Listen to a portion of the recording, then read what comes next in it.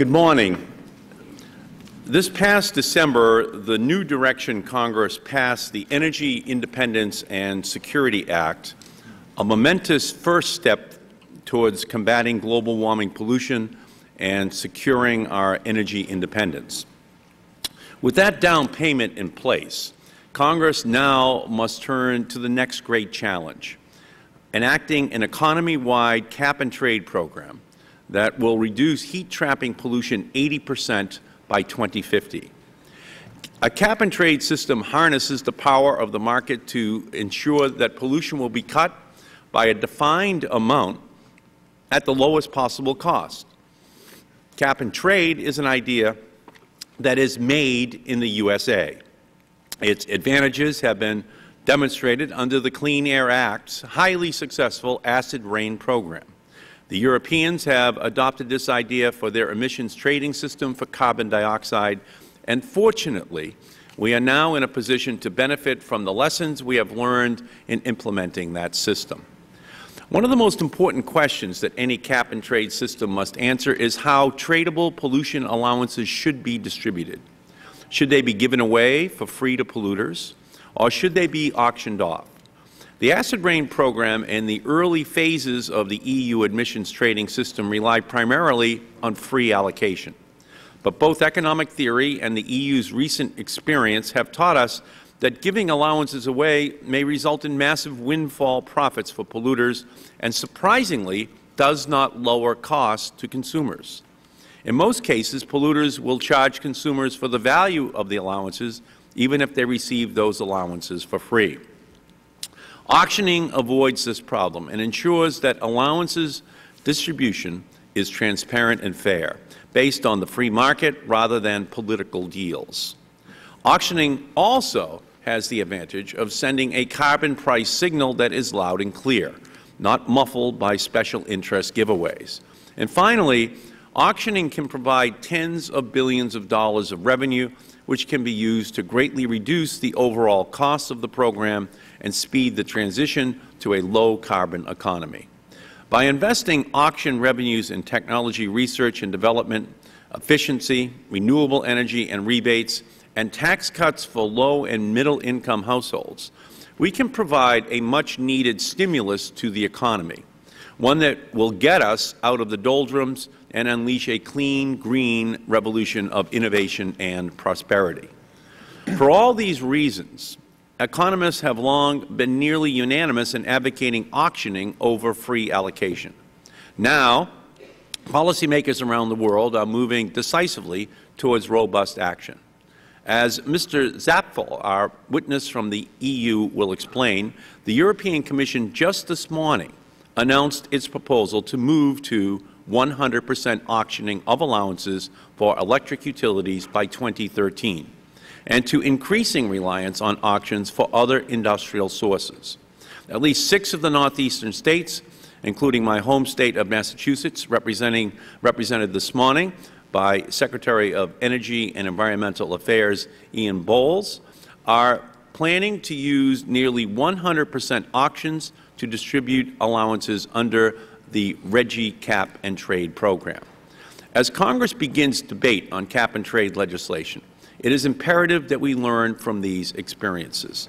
The health of our planet's atmosphere is a sacred public trust that belongs to all of us, and the right to pollute it should not be given away for free. Nor should we adopt a program that will enrich corporate polluters at consumers' expense. I believe that with a well-designed cap-and-trade program based on robust auctions and revenue recycling, we can do our part to save the planet from global warming in a way that grows our economy, creates jobs, is efficient, transparent, and socially equitable. Our distinguished panel of witnesses today is well qualified to help us to move forward on this endeavor. I would also, at this time, like to inform the members that David Moulton, who serves as the Select Committee Staff Director and Chief Counsel, will be leaving that position on February 7th.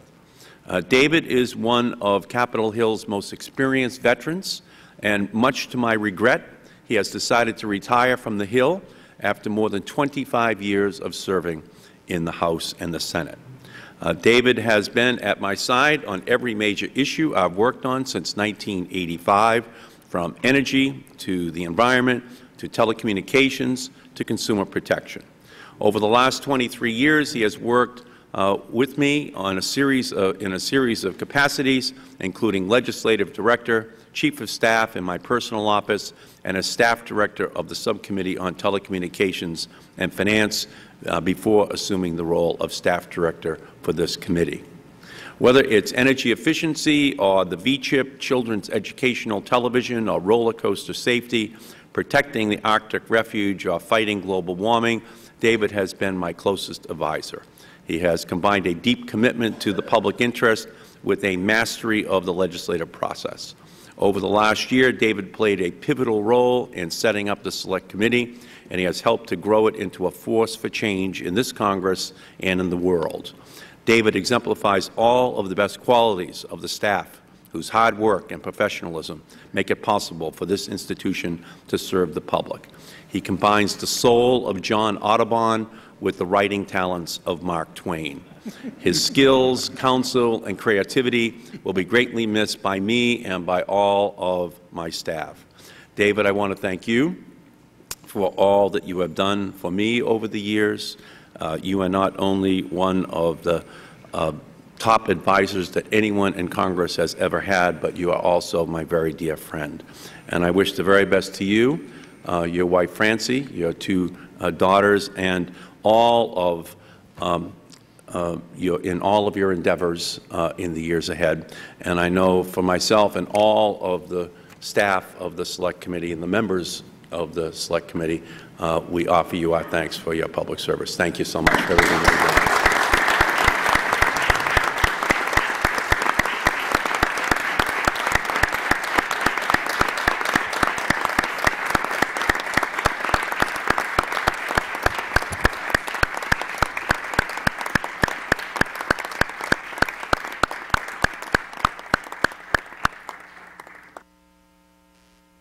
Let me turn to recognize the ranking member of the Select Committee, the gentleman from Wisconsin, Mr. Sensenbrenner. Thank you very much, Mr. Chairman. First of all, let me say that I think I speak for over 72,000 other people who were in Lambeau Field Sunday night that we don't think global warming is such a bad thing, because if it weren't for global warming, it might have been 20 below there rather than just a little bit below the zero margin, and the game was bad.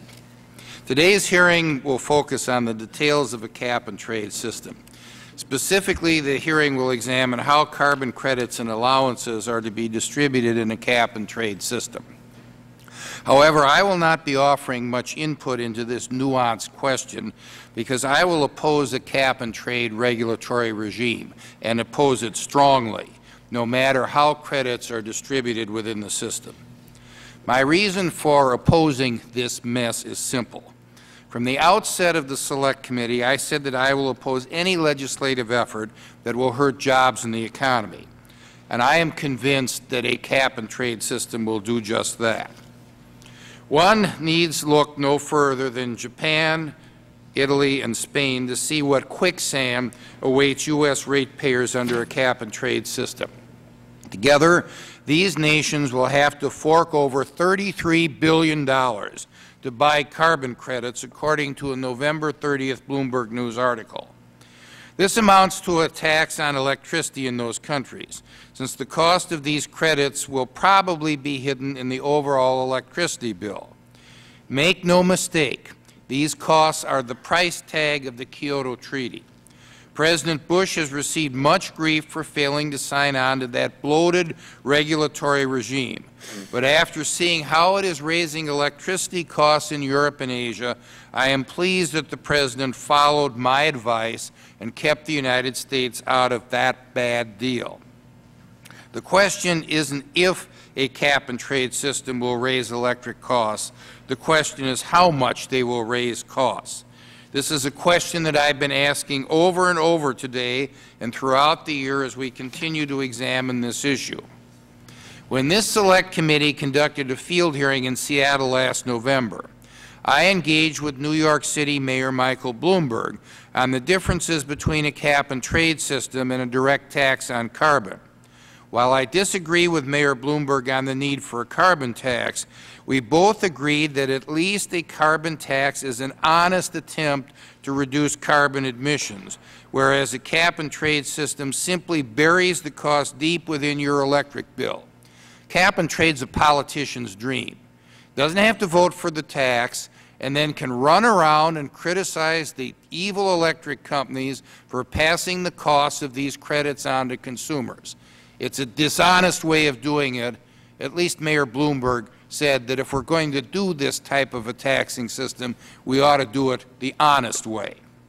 If politicians in Washington believe it's a good idea to use taxes in an effort to fight global warming, then they should show the ratepayers exactly how much they're spending on these so-called global warming solutions. I think most people would find that to be the real inconvenient truth. 10 years ago, when I was chair of the Science Committee, an employee of the Clinton administration testified that the Kyoto Treaty and the cap-and-trade system that was envisioned in that would raise electric rates by 80%. I can't face the senior citizens in my district saying that a procedure that I have advocated costs them that much money. And what's going to happen to manufacturing when the cost of energy here goes up that much, but the cost in China doesn't go up at all? Since 2005, Europe has been under a cap-and-trade system. So far, the results don't look good. Open Europe, a group that studied the system, found that it acted like a wealth transfer mechanism, subsidizing polluters in states making little effort to control carbon emissions while punishing states that had tougher emission allocations. Perhaps the cost of this system would be worth it if they were actually creating measurable improvements to the environment. But as Open Europe notes, this regulatory system has actually led to an increase in emissions from Europe. The American people deserve a technological approach to global warming that improves the environment while protecting the economy. They don't deserve a tax hike that masquerades as a solution. I yield back the balance of my time. Great. The gentleman's time has expired. The Chair recognizes the gentleman from Oregon, Mr. Blumenauer. Thank you, Mr. Chairman. I, as always, appreciate the eloquence of our ranking member. One of the fallacies I hear, though, in his presentation is that we are already paying huge costs as a result to global warming, and the scientific evidence is that it's going to be far greater. The Stern Review suggested that by investing as little as 1% of our GDP, we could avoid the worst effects. Failure to avoid the worst effects could have the GDP worldwide dropping 20%. I mean, this is a wise investment. And the good news is that a year from now, the United States will no longer be the single holdout of the industrialized countries that don't believe that we're going into a carbon-constrained economy. It's still open to how that carbon-constrained, and it may be that a carbon tax has some merit. I am intrigued, as you, Mr. Chairman, with the potential of the cap-and-trade. It not just may be the key to saving the planet, but it also might be very helpful to get us out of the current economic crisis that we find ourselves in. Because we have systematic weaknesses, economic deficit, environmental deficit, infrastructure deficit. A cap-and-trade has the potential for creating a great deal of value. How that is captured and where it is allocated is of great interest to me. And I'm going to be posing some questions to this terrific panel that you've assembled to see if there's some way that a portion of this value could be reallocated to deal with crumbling infrastructure, in some cases in the wrong places, invested in the wrong ways, that we might be able to take a portion of it to be able to revitalize the infrastructure, to reduce the carbon footprint over the long run, while we stimulate the economy in the foreseeable future and avoid economic catastrophe in the future. I deeply appreciate this opportunity and look forward to pursuing this, but be forewarned, this is something I'd like some of our witnesses to think about with this. Great. Gentleman's time has expired. The Chair recognizes the gentlelady from Tennessee, Ms. Blackburn. Thank you, Mr. Chairman. Thank you for the hearing, and I want to thank our witnesses for being here today. I also want to apologize. We have an O&I committee hearing with Energy and Commerce, so I'm going to have to be up and down and back and forth today, Mr. Chairman. But I do thank our witnesses for being here, and I thank you that we're going to look at how a cap and trade would be administered and the prospects for such a system. I will tell you right up front, I have some grave concerns about this type carbon reduction scheme because of my belief that it would drastically affect the nation's energy supply and would significantly distort the market. So I join my colleagues in letting you know that I do have some questions that I would pose to you. Now, I know that proponents of the cap and trade system argue that the system is necessary because humans are causing global climate change through emissions of carbon dioxide, and therefore we have to institute something that is going to drive a change to this human behavior. But then we turn around, and in our study and research, I've read several things in some of our scientific journals from the past decade that show that most, if not all, of our recent global warming is caused by the sun and other natural causes and cannot be specifically and irrefutably linked to human activity. And if these schemes were to be implemented, that they would have little to no effect in changing the current projected rate of temperature more than a couple of degrees over 100 years. So I think that it is our responsibility, it's this committee and it's Congress's responsibility to take reasonable actions to protect the environment, but closing coal plants and imposing massive energy costs on consumers in developing nations is, in my opinion, not the way we ought to go. A cap and trade or a carbon tax system will likely lead to shuttering many of the power plants that are in existence today and would compromise the American job market and could lead to a greater dependence on foreign energy sources rather than driving us toward energy independence. And all of this would have a negligible the actions would end up having a negligible environmental effect. And in my opinion, that may be a little bit too steep a price to pay. This past summer, several of my colleagues and I traveled to Europe and had some firsthand visits with those on the cap and trade system. It raised some concerns. We look forward to hearing from you today. I yield back. Great. Gentlelady's time has expired. The chair recognizes the gentleman from Washington State, Mr. Inslee. I was talking to the president of the National Academy of Sciences the other day, and he wasn't worried about the sun wobbling around or sunspots destroying the climatic system of the Earth.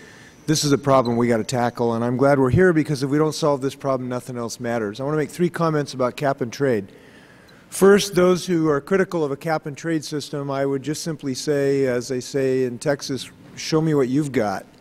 Show me what you've got to solve this problem. And those who criticize this and approach for a lot of their criticisms never come up with another system to solve this problem. It is the best system we have available, and we should implement it. Second, for those who argue that a cap and trade system is sort of a chimera, it's just kind of a camouflaged system trying to avoid responsibility, I would suggest the reason it's important is the first word. It is a cap.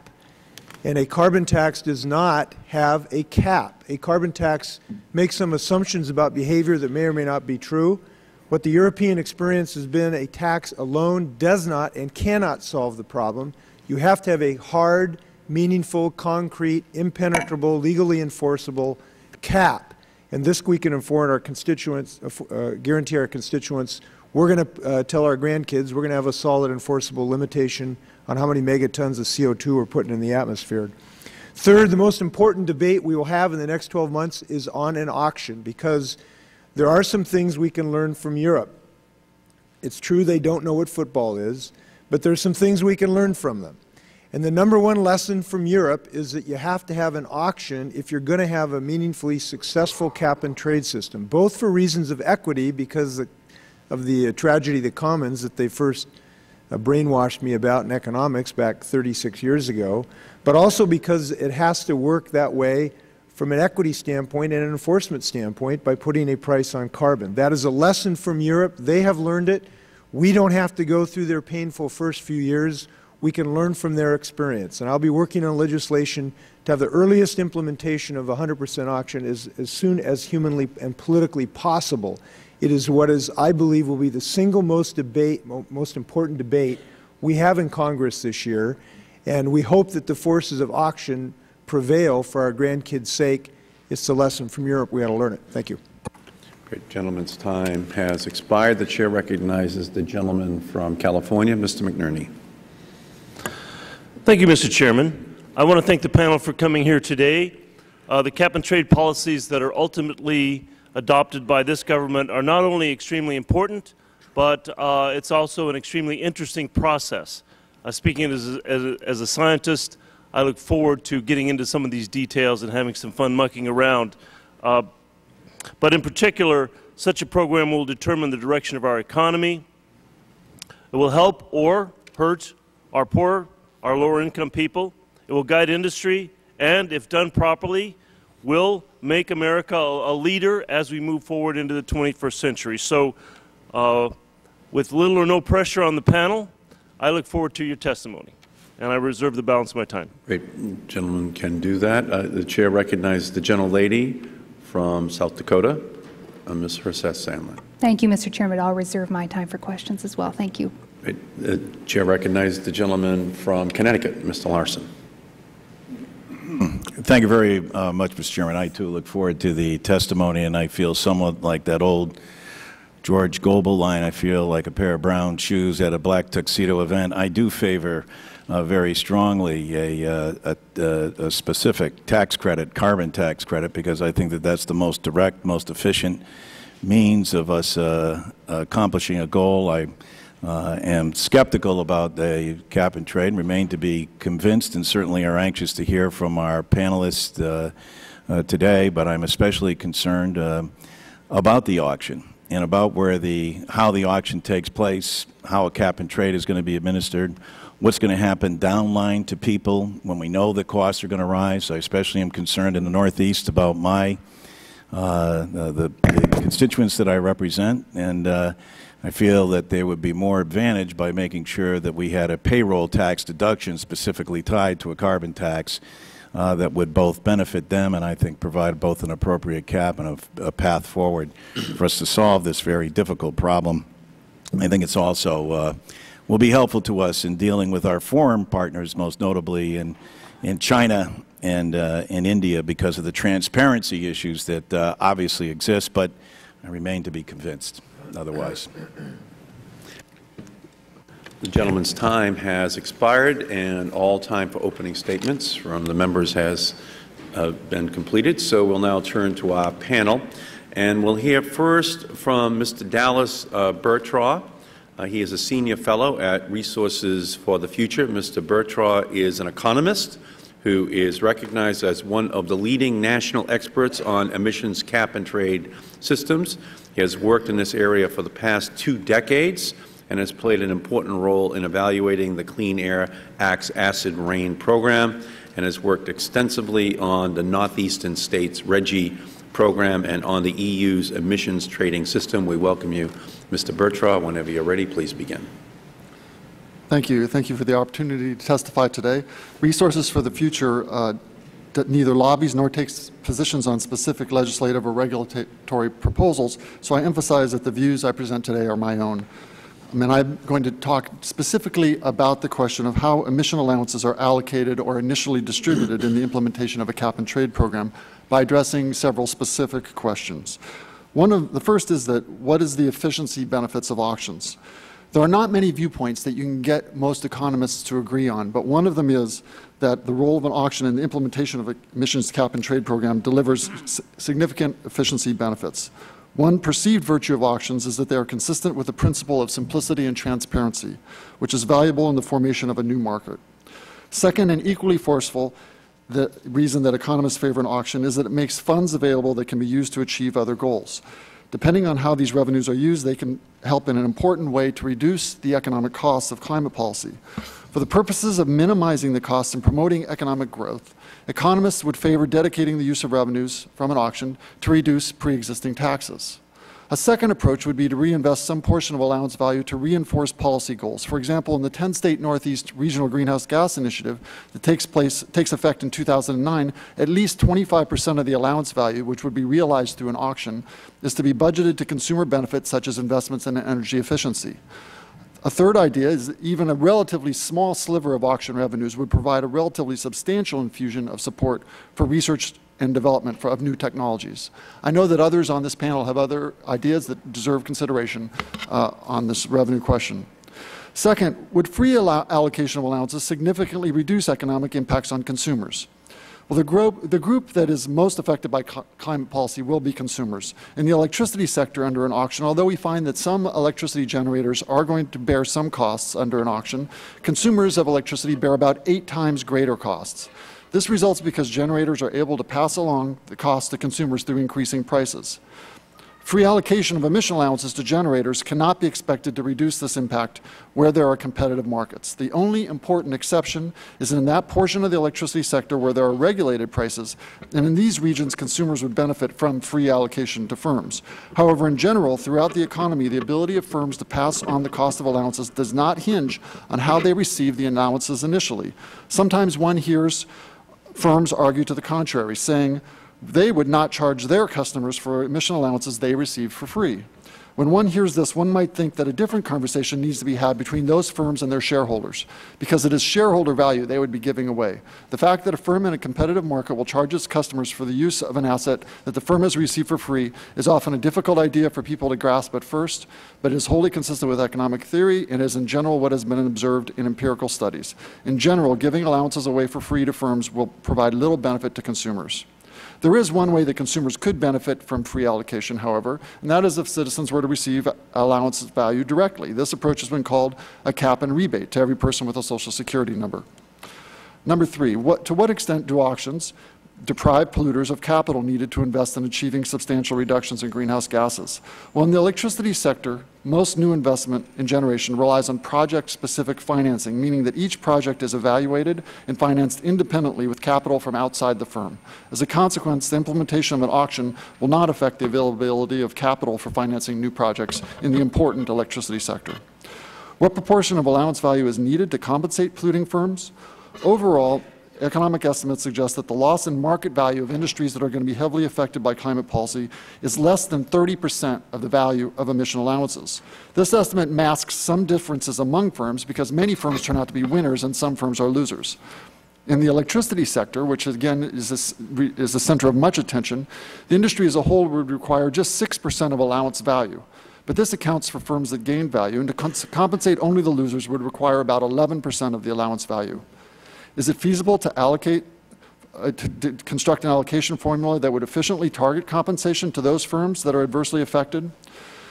The reward of free allowances is a blunt instrument for achieving compensation for producers. Free allocation tends to reward winners as well as losers, thereby eroding efficiency and the ability to compensate other affected parties.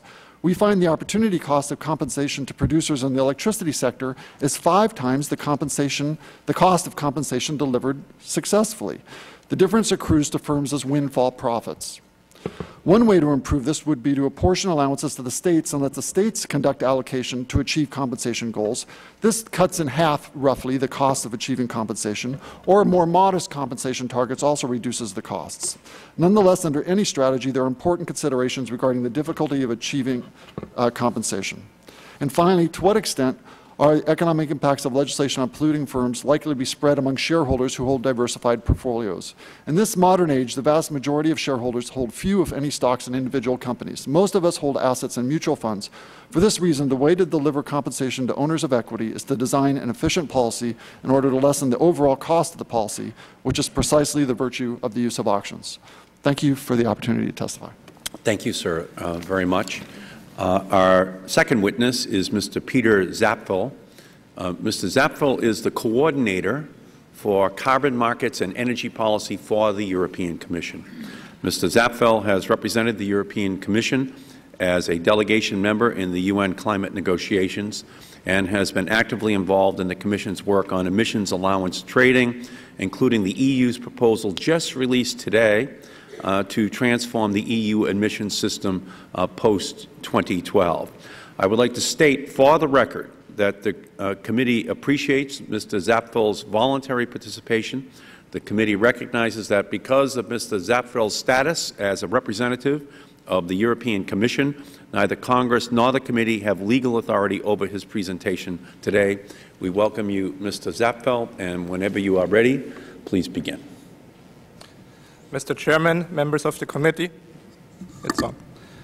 it's a pleasure to testify today, in particular, as you alluded already, before we have, earlier this morning when you were getting out of your beds, the European Commission has tabled a set of legislative proposals to implement our far-reaching climate and energy policy goals for the next decade. It's what I'd like to do in my 5 minutes of intervention here, focusing on auctioning, give you some information of what we have proposed this morning, why we have proposed to go to auctioning as the main method of allocation, give some experience we have with free allocation, and end up with a few recommendations. Before going into auctioning, I also, however, want to point out that the core of our proposal this morning on reviewing our carbon trading scheme is a proposal to bring down the emissions cap, the number of allowed emissions, by 21% in 2020 compared to the emissions level in the trading scheme in 2005. So we have a very robust emissions cap proposed that will drive forward the carbon market and deliver environmental benefits and also create a well-functioning carbon market. The Commission has this morning proposed that as of 2013, as of the start of the third trading period, we make auctioning the main method of allocating allowances, and we go into a transition so that as by 2020, in principle, auctioning is the only method of allocating allowances to the European carbon market. Free allocation would immediately end at the end of the second trading period in 2012 for power plants, and for other industrial installations in other sectors covered by our scheme, free allocation would be phased out over an 8-year period, so that by the end of the third trading period in 2020, we would no longer, in principle, have free allocation. Why have we made these proposals? We see 3 merits in principle for auctioning. Auctioning has merits in simplicity, auctioning has merits in transparency, and auctioning is also seen advantageous from our side for the efficiency and the clear carbon price signal that it creates. What experience do we have in Europe with free allocation for the first 8 years, the first 2 phases of our scheme? Free allocation is a very complex process to handle. There's a lot of economic, the asset value of the allowances, of the carbon allowances, is considerable. And for the formulas you need to devise to allocate the allowances free of charge, you need a lot of data, which is a heavily administratively very cumbersome process, the first point. The second point, a free allocation is tends to be a rather intransparent process, how this major asset value is allocated into the allowance market. Thirdly, because of the periodic nature that we do the allocation process, and because of the possibility and the rules for free allocation change from period to period, this has the potential to actually distort decision-making by actors in the market, and has in fact to some extent distorted decision-making.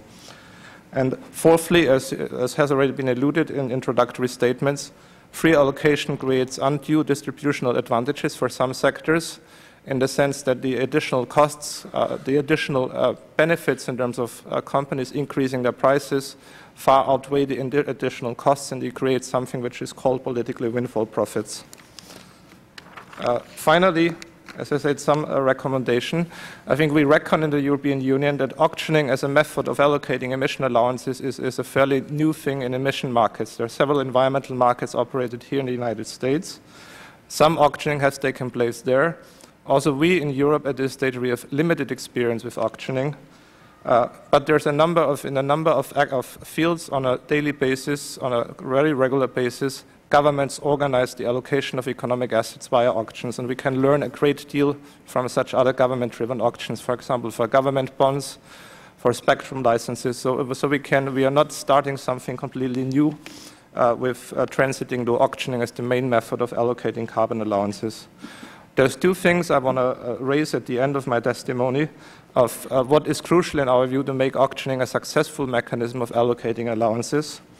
First of all, we think we need to take time to design the auction mechanism very well.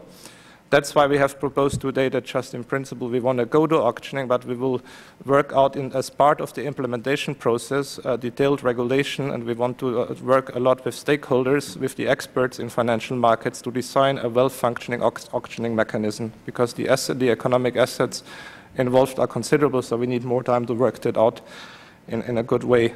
And secondly, we need smart ways of recycling the revenues from the auctioning. There's various things to which the allowance value, the revenue can be put to, and there's further work to be done in working out, as I say, in a smart and effective way to allocate, to recycle the revenues. Thank you very much. Thank you, Mr. Zapfel. We very much appreciate you being here today. Next, we have Ian Bowles. He is the Secretary of Energy and Environmental Affairs for my home state of Massachusetts. He is a recognized national leader in climate and energy policy. Secretary Bowles oversees the state's 6 environmental, natural resources, and energy regulatory agencies. Amongst other things, Secretary Bowles has the lead role in Massachusetts' implementation of the Regional Greenhouse Gas Initiative, or RGGI.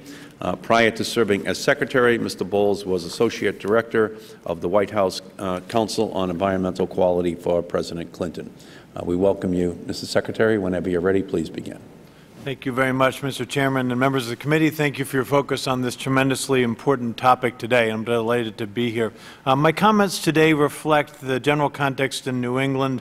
We have expensive electricity. We have no indigenous coal and natural gas, face transportation costs to bring those fuels to our region. We have, on average, lower greenhouse gas emissions than the rest of the nation, and we have across New England a deregulated power market. In Massachusetts, we've also made, and other New England states have as well, considerable investments in energy efficiency. And in Massachusetts, we're currently in a rate decoupling proceeding where we're trying to eliminate the current economic incentive on our distribution utilities to maximize power sales at a time when we're trying to cut greenhouse gas emissions. We already have in place some limited greenhouse gas limits on our power plants, and as the Chairman noted, we're in the process of transitioning to the RGGI system the first of next year.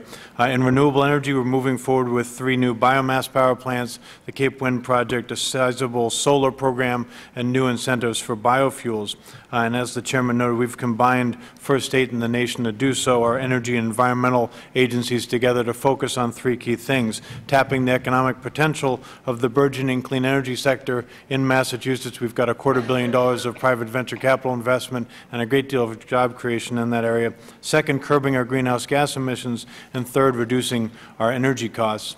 When Governor Patrick brought Massachusetts into the RGGI process early last year, one of the central questions we faced was whether to auction or for allowances or whether to grant them. Based on our analysis, we concluded that auctioning was a better way to protect the interests of the ratepayer. And the core thing to know there is that in a deregulated power market, the value, the economic value, the market value of an allowance is going to make its way into the electricity bill one way or another, whether that generator decides to expend the allowance as they dispatch power to the grid, whether they save those allowances for a future generation event in the future, or whether they decide to sell those allowances. In either way, that value is priced in whether or not that allowance is given out or whether it's sold to the generator.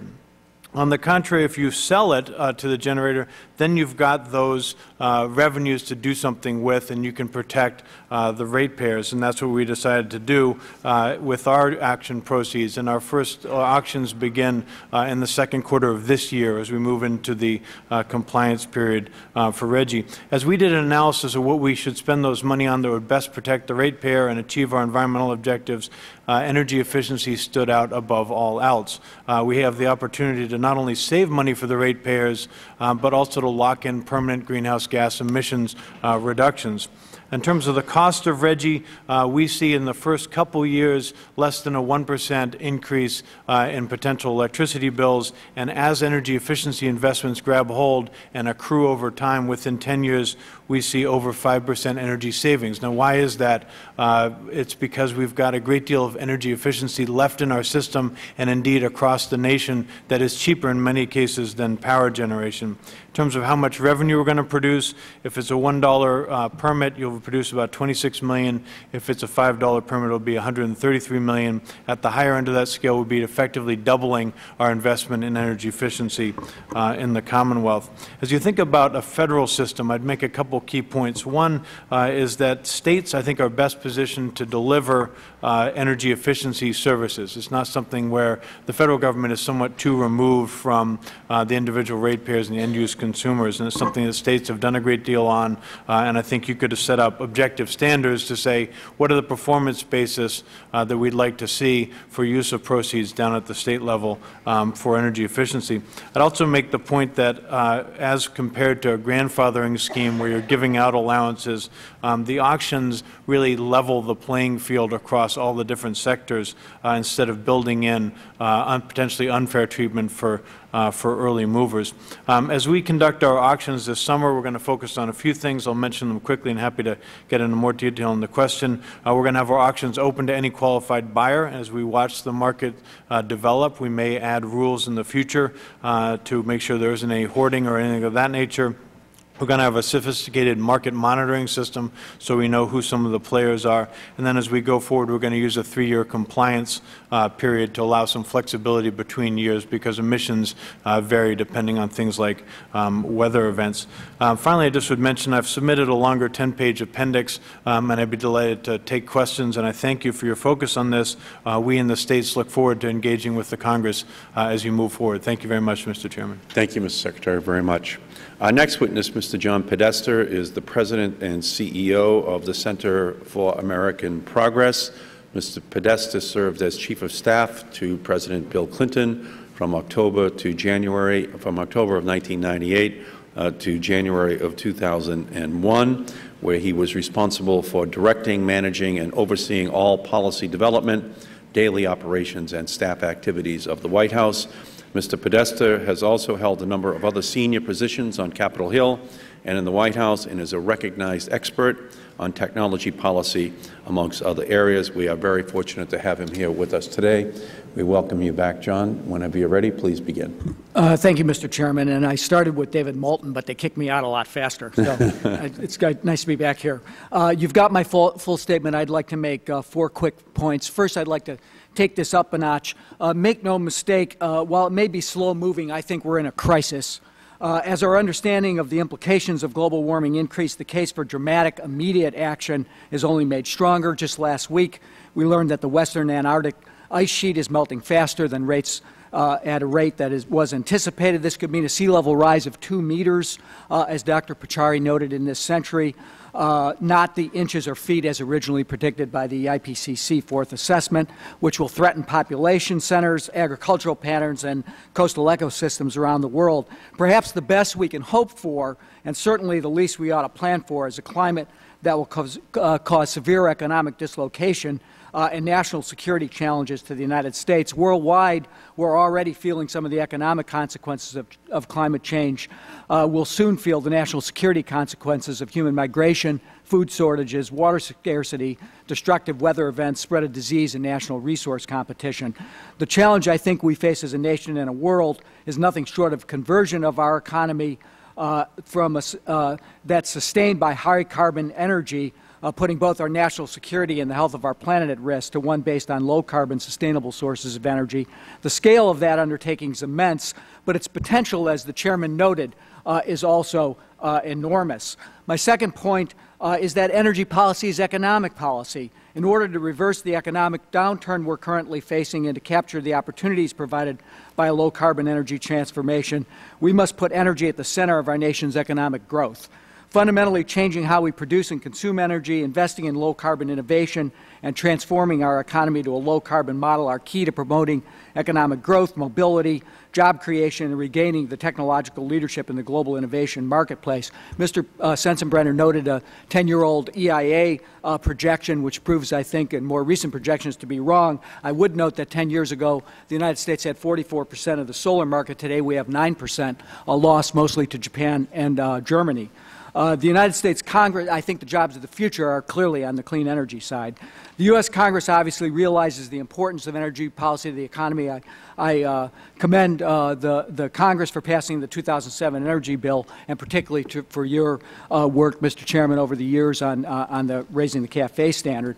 The Center for American Progress recently released a report entitled Capturing the Energy Opportunity that laid out a strategy that we believe is pro-growth, provides opportunity, and takes on global warming, all in a fiscally responsible way. At the core of that strategy is a fundamental commitment of the federal government to invest in green-collar jobs, research and development, and deployment of low-carbon technology, and to assist low- and middle-income Americans with rising energy costs, as Bob will speak about. My third point is that a cap-and-trade system needs to be at the center of that energy policy. CAP advocates an energy strategy that employs both a cap-and-trade system and a suite of public investment policies funded by the auction revenue of carbon permits. A cap-and-trade will identify the necessary level of carbon reductions to get us to a point where we have a sustainable planet and allow the marketplace to price the cost of those emissions. In order to avoid a windfall profit for polluting industries, we recommend auctioning 100% of the carbon credits. Our proposal would allocate 10% of auction revenue to businesses operating in energy-intensive sectors to compensate shareholders, employees, and communities in those sectors. We recommend half of the remaining 90% of the revenue be allocated to low and moderate income Americans to help offset energy price increases. Polluting industries and not hardworking American families should shoulder the burden of this transformation to a new energy and future, and to ensure that low and moderate income Americans are protected from short-term increases in energy costs. We estimate and commit $336 billion over 10 years for income support and for middle-class tax support.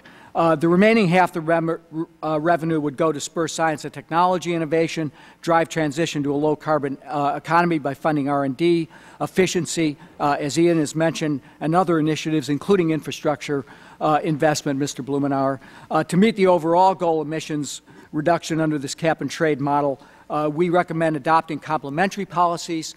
For example, we support going further than what the Congress has recently passed and implementing a 55-mile-per-gallon CAFE standard by 2030, improving our distribution and fueling infrastructure, investing in transportation infrastructure, and another suite on the electricity side, including creating a performance standard for all new coal-fired facilities equivalent to the best available carbon capture and store technology.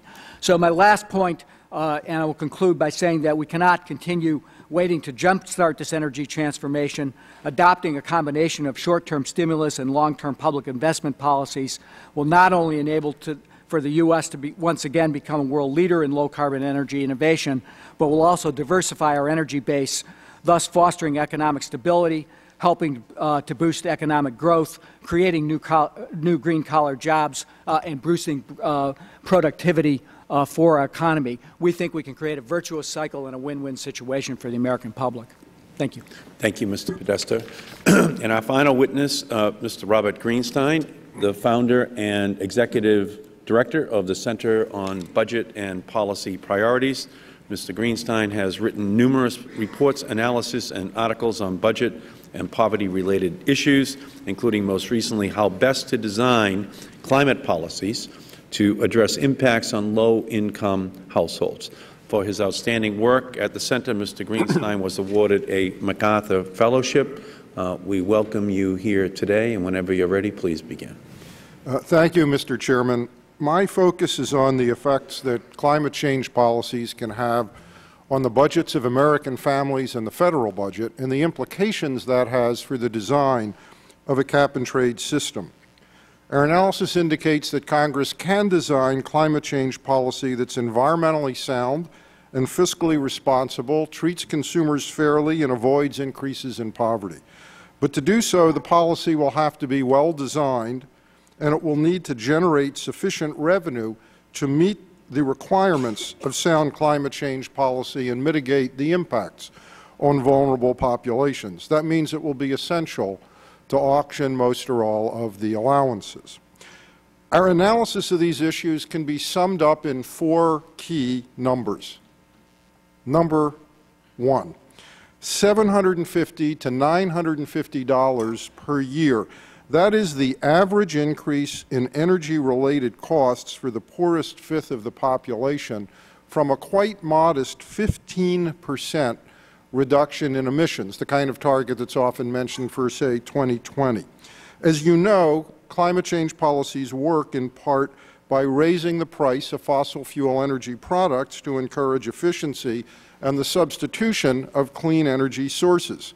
That will raise costs to consumers for a variety of items, from gasoline and electricity to food, mass transit, and other products that have energy inputs. Households with limited incomes will be affected the most because they spend a larger share of their income on energy-related products than more affluent households do, and they also are less able to afford investments that can reduce their energy consumption, such as buying a new energy-efficient car or going out and buying a new heating system for their home. If climate change legislation is passed but nothing is done to protect people of limited means, more of them will slip into poverty, those who are poor will become poorer, and the trend towards widening income inequality will be aggravated. Now, let me give you a little context. This figure of $750 to $950 per year in increased costs for the bottom fifth of the population from a 15% reduction in emissions, the people in question, the bottom fifth of the population, have average income of only a little over $13,000 a year. So $750 to $950 would be a big hit on them. Figure number two, $50 billion to $300 billion per year. That is the Congressional Budget Office estimate of the resources potentially generated by climate change policies. That's CBO's estimate of the value of the emissions permits under a cap-and-trade system. In other words, it is the amount of the proceeds the government would receive if the permits were fully auctioned off. Key figure number three, approximately 14%. That's the share of the auction proceeds needed to fully offset the increased energy costs that low-income consumers would face. In my written testimony, I outlined principles for designing a mechanism, an approach to fully and efficiently offset the increased energy costs on the bottom 20% of the U.S. population, and also provide some relief to hard-pressed working families in the next to the bottom 20%.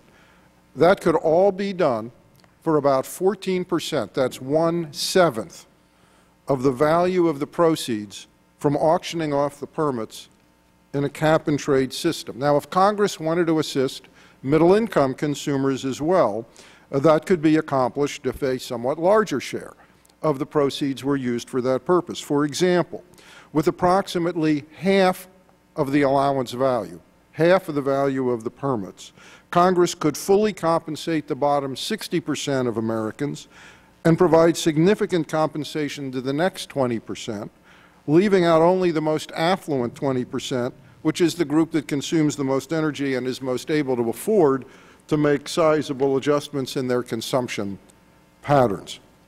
My fourth key number, less than 15%. That is the Congressional Budget Office estimate of the share of the allowance value that is needed to fully compensate energy companies and other emitters for financial losses due to climate change policies. CBO has conducted a review of all the literature in the field.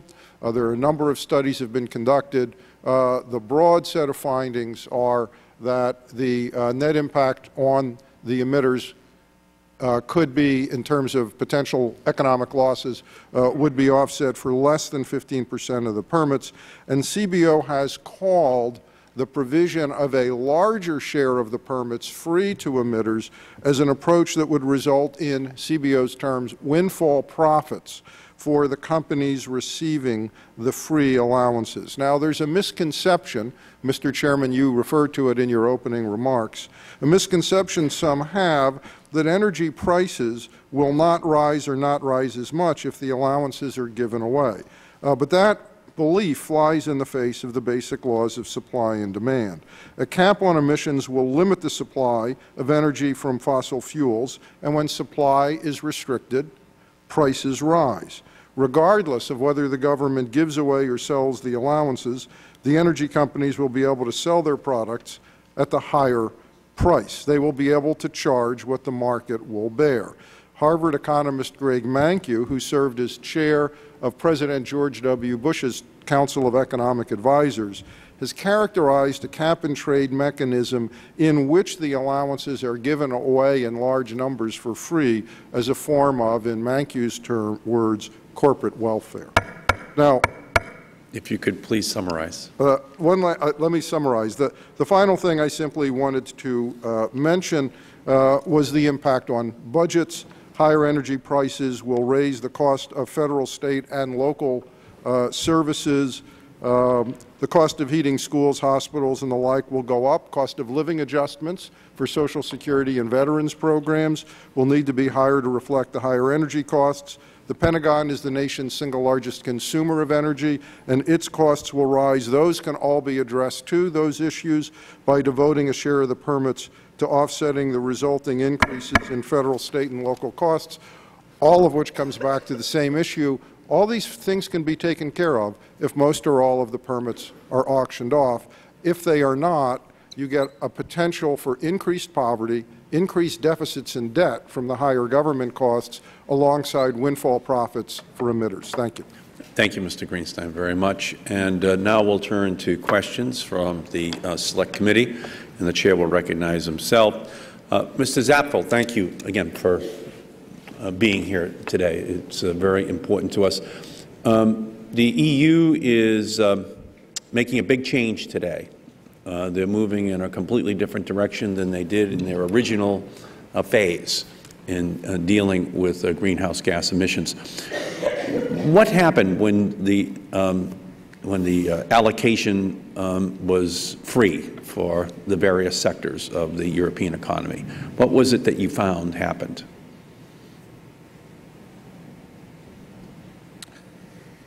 Thank you, Chairman. As I pointed out before, when we have now we go into the 4th year of free allocation now. In our first trading period and also in our second trading period, we have predominantly free allocation. What we learned very early on, even before our trading scheme started, via the future markets on the side of the power prices, that the value of the allowances gets priced into first and foremost into electricity. We continue to do ongoing economic assessment. Our scheme is now just going into its 4th year. There is empirical evidence we continue to learn, but in principle we see that even, as has been said before, even if the allowances are given for free, some sectors find it fairly easily to include the value of the allowances into their prices. And this distributional effect is something that has resulted in a lot of debate in Europe, and is actually one of the motivating factors that we have made the proposals that we have made today.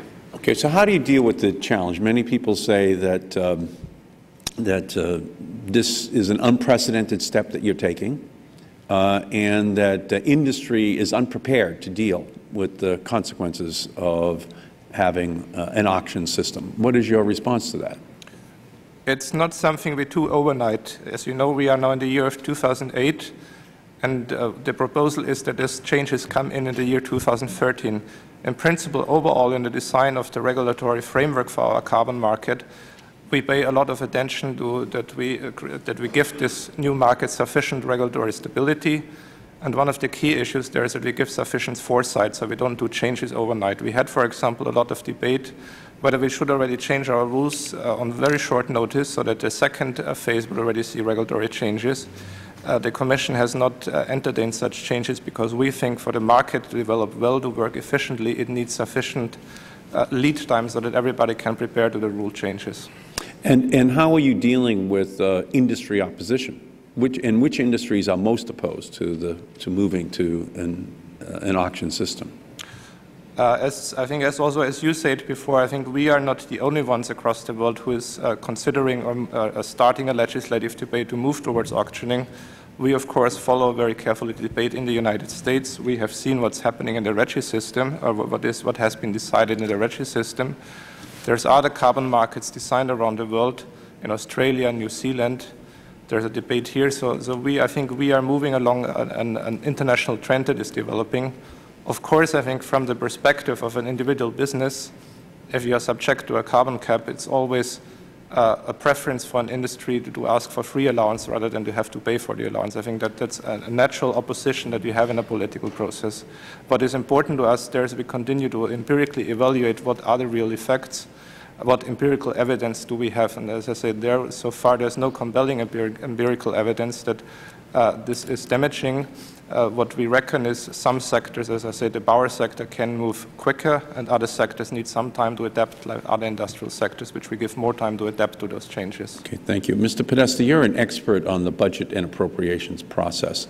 What recommendations would you make to ensure that any revenues that do come from an auction system are in fact preserved for R&D, are preserved to take care of the poorest citizens who may be affected by this very dramatic change in the way in which we regulate energy in our country? Sorry. Mr. Markey, that's a very good question, but I think that we've dealt with it before in the Land and Water Conservation Fund and other funds that could be segregated either through the direct appropriations process or moving in the direction that we see in the, for example, in the Lieberman-Warner bill, where the money is deposited directly into certain accounts that would be used only for the purposes that would be put forward. But I think that's in the end of the day, I think a critical question to ensure that the money goes to both what Mr. Greenstein spoke about, which is to cushion the burden. Again, in our proposal, we take it up to the middle class so that they, while they may see net increases in their energy pricing, we also believe that their energy bills can be, over the midterm at least, bend down, as we've seen in California, because they're using less energy as efficiency is driven through the system. But ultimately, they're going to pay a little bit more, and we think that those accounts need to be balanced, and that the structure of the cap-and-trade system needs to essentially fence off that money so that both those things can take place, the right kind of investments and protection of working people in this country. Thank you, Mr. Podesta, and again, Mr. Zappel, thank you for being here. We feel like we're here on day one at 8 a.m. of the new era of auctioning, and I personally just want to praise the European Union for their courage in moving in that direction. I think it is the correct direction. Chair's time has expired, and I recognize the gentleman from Wisconsin, Mr. Sensenbrenner. Thank you very much, Mr. Chairman. As I think we all know, there's a great deal of concern about the direction our economy is taking, and the fix is on for a bipartisan economic stimulus package, and the debate is over not whether to stimulate the economy, but how best to do it. And the bottom line is that there will be money pumped into the economy to try to prevent a recession from occurring or worse. Now, I'm a member of Congress, and everybody up here is a member of Congress. How does a member of Congress justify voting to pump money into the economy in an economic stimulus package and then turn around and support a cap-and-trade program which takes money out of the economy and could cost both consumers and businesses billions of dollars? And let me start with you, Mr. Podesta, since your advice is always very good to members of Congress. Well, Mr. Sensenbrenner, I don't think you need to have that net impact. In fact, I think, as I said, you could create the virtuous cycle of taking money out of the economy that's going towards polluting the atmosphere, creating a worldwide crisis, causing us long-term national security problems that will require us to put more money into defense and other things. Take that money out from the pollution side, put it back in through rebates for low-income people, middle-class people, and investments that will build a long-term economy. Okay. First of all, we don't need to get into the science, but CO2 is not a pollutant. CO2 is a naturally occurring gas. It's not like sulfur dioxide or something like that. Every time we exhale CO2, and that's not polluting this room. I never thought I'd say this, but I agree with the Supreme Court and disagree with you, Mr. Sensenbrenner. Well, Supreme Court's not right all the time either. So I agree with that. Okay, yeah, and well, the thing is you know, let me continue on this. In 2000, the CBO did a study on cap-and-trade system and determined that the cap-and-trade system would be tremendously regressive. Now, I think that both you and Mr. Greenstein seem to indicate that without tinkering around with the cap-and-trade system, it would be regressive.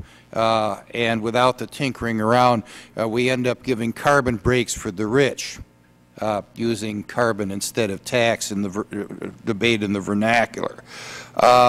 If we go the tinkering around, which people are debating about, aren't we turning cap and trade into a wealth redistribution system? Mr. Greenstein? Can I answer that? I would say the answer is no. Under a cap and trade system, you have a decision. You have to make a decision. You give the permits away for free, you auction them off, you have to make a decision. The CBO report indicates if you have a cap and trade system and you give away the permits for free, you have highly regressive effects.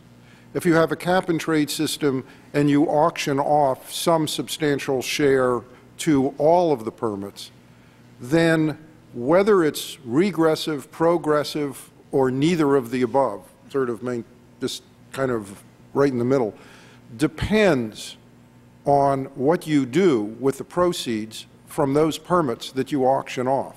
But the only way in which it's clearly regressive is if you give away a substantial share of the permits for free, it's clearly going to be regressive because you clearly won't have enough money to offset the regressivity that the increases in consumer prices alone would cause.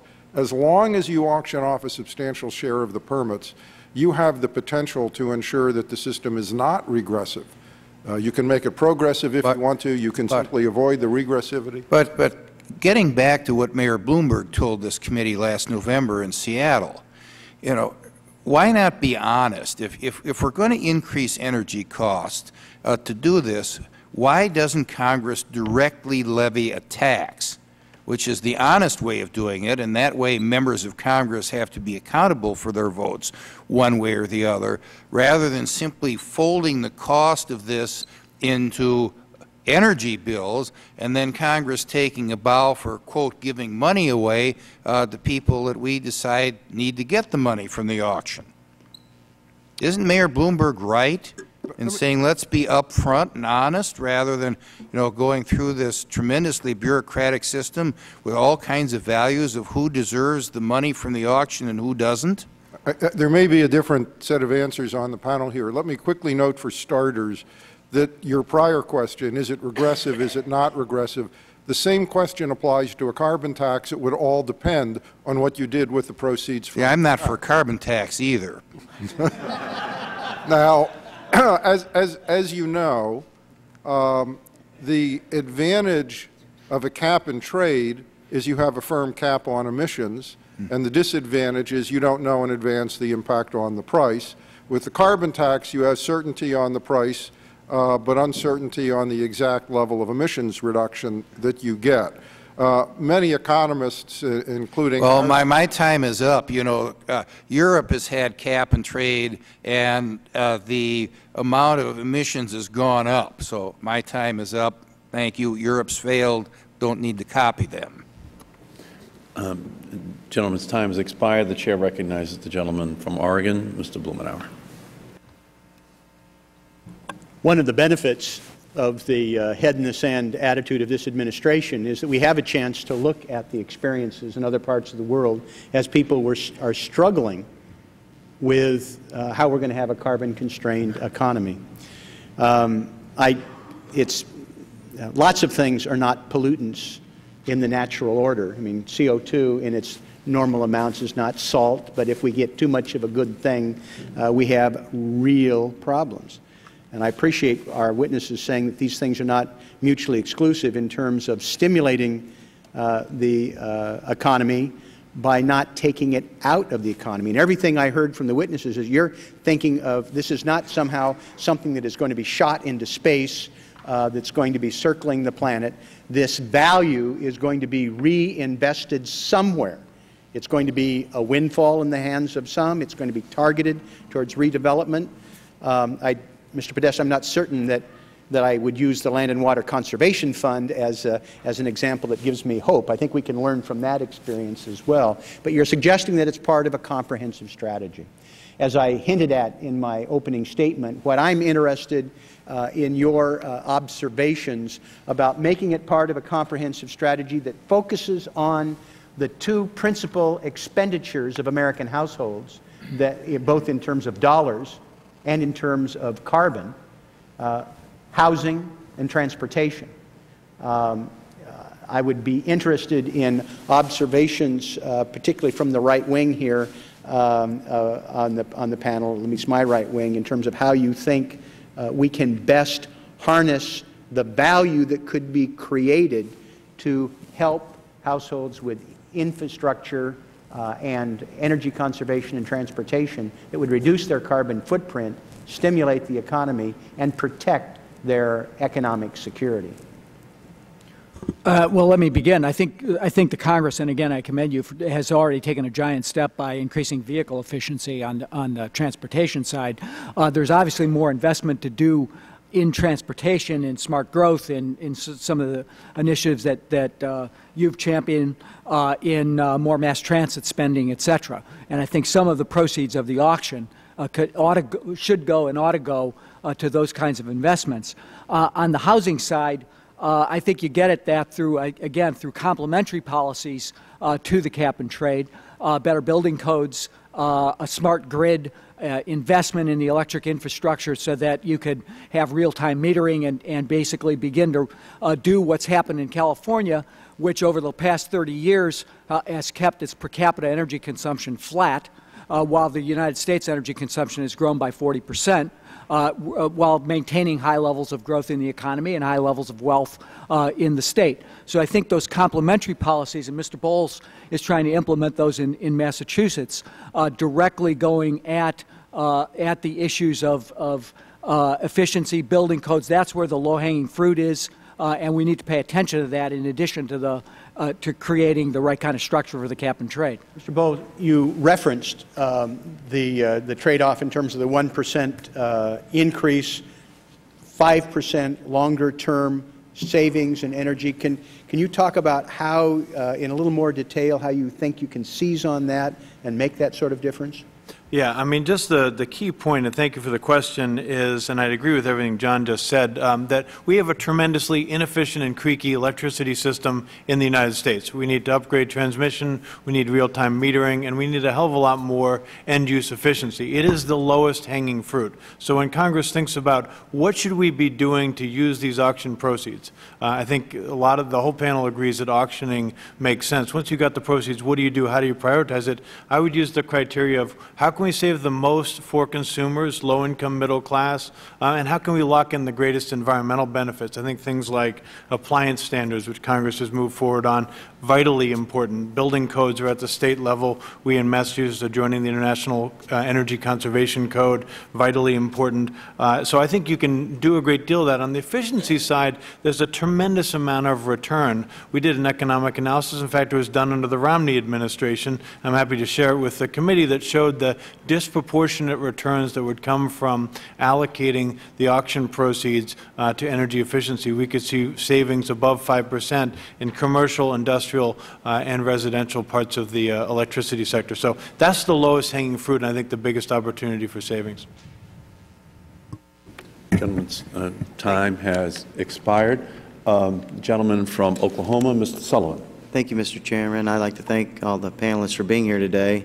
I guess this question for anybody who wants to answer it, or as many of you that want to answer it, what certainty do we have that any cap and trade program would achieve carbon target certainty?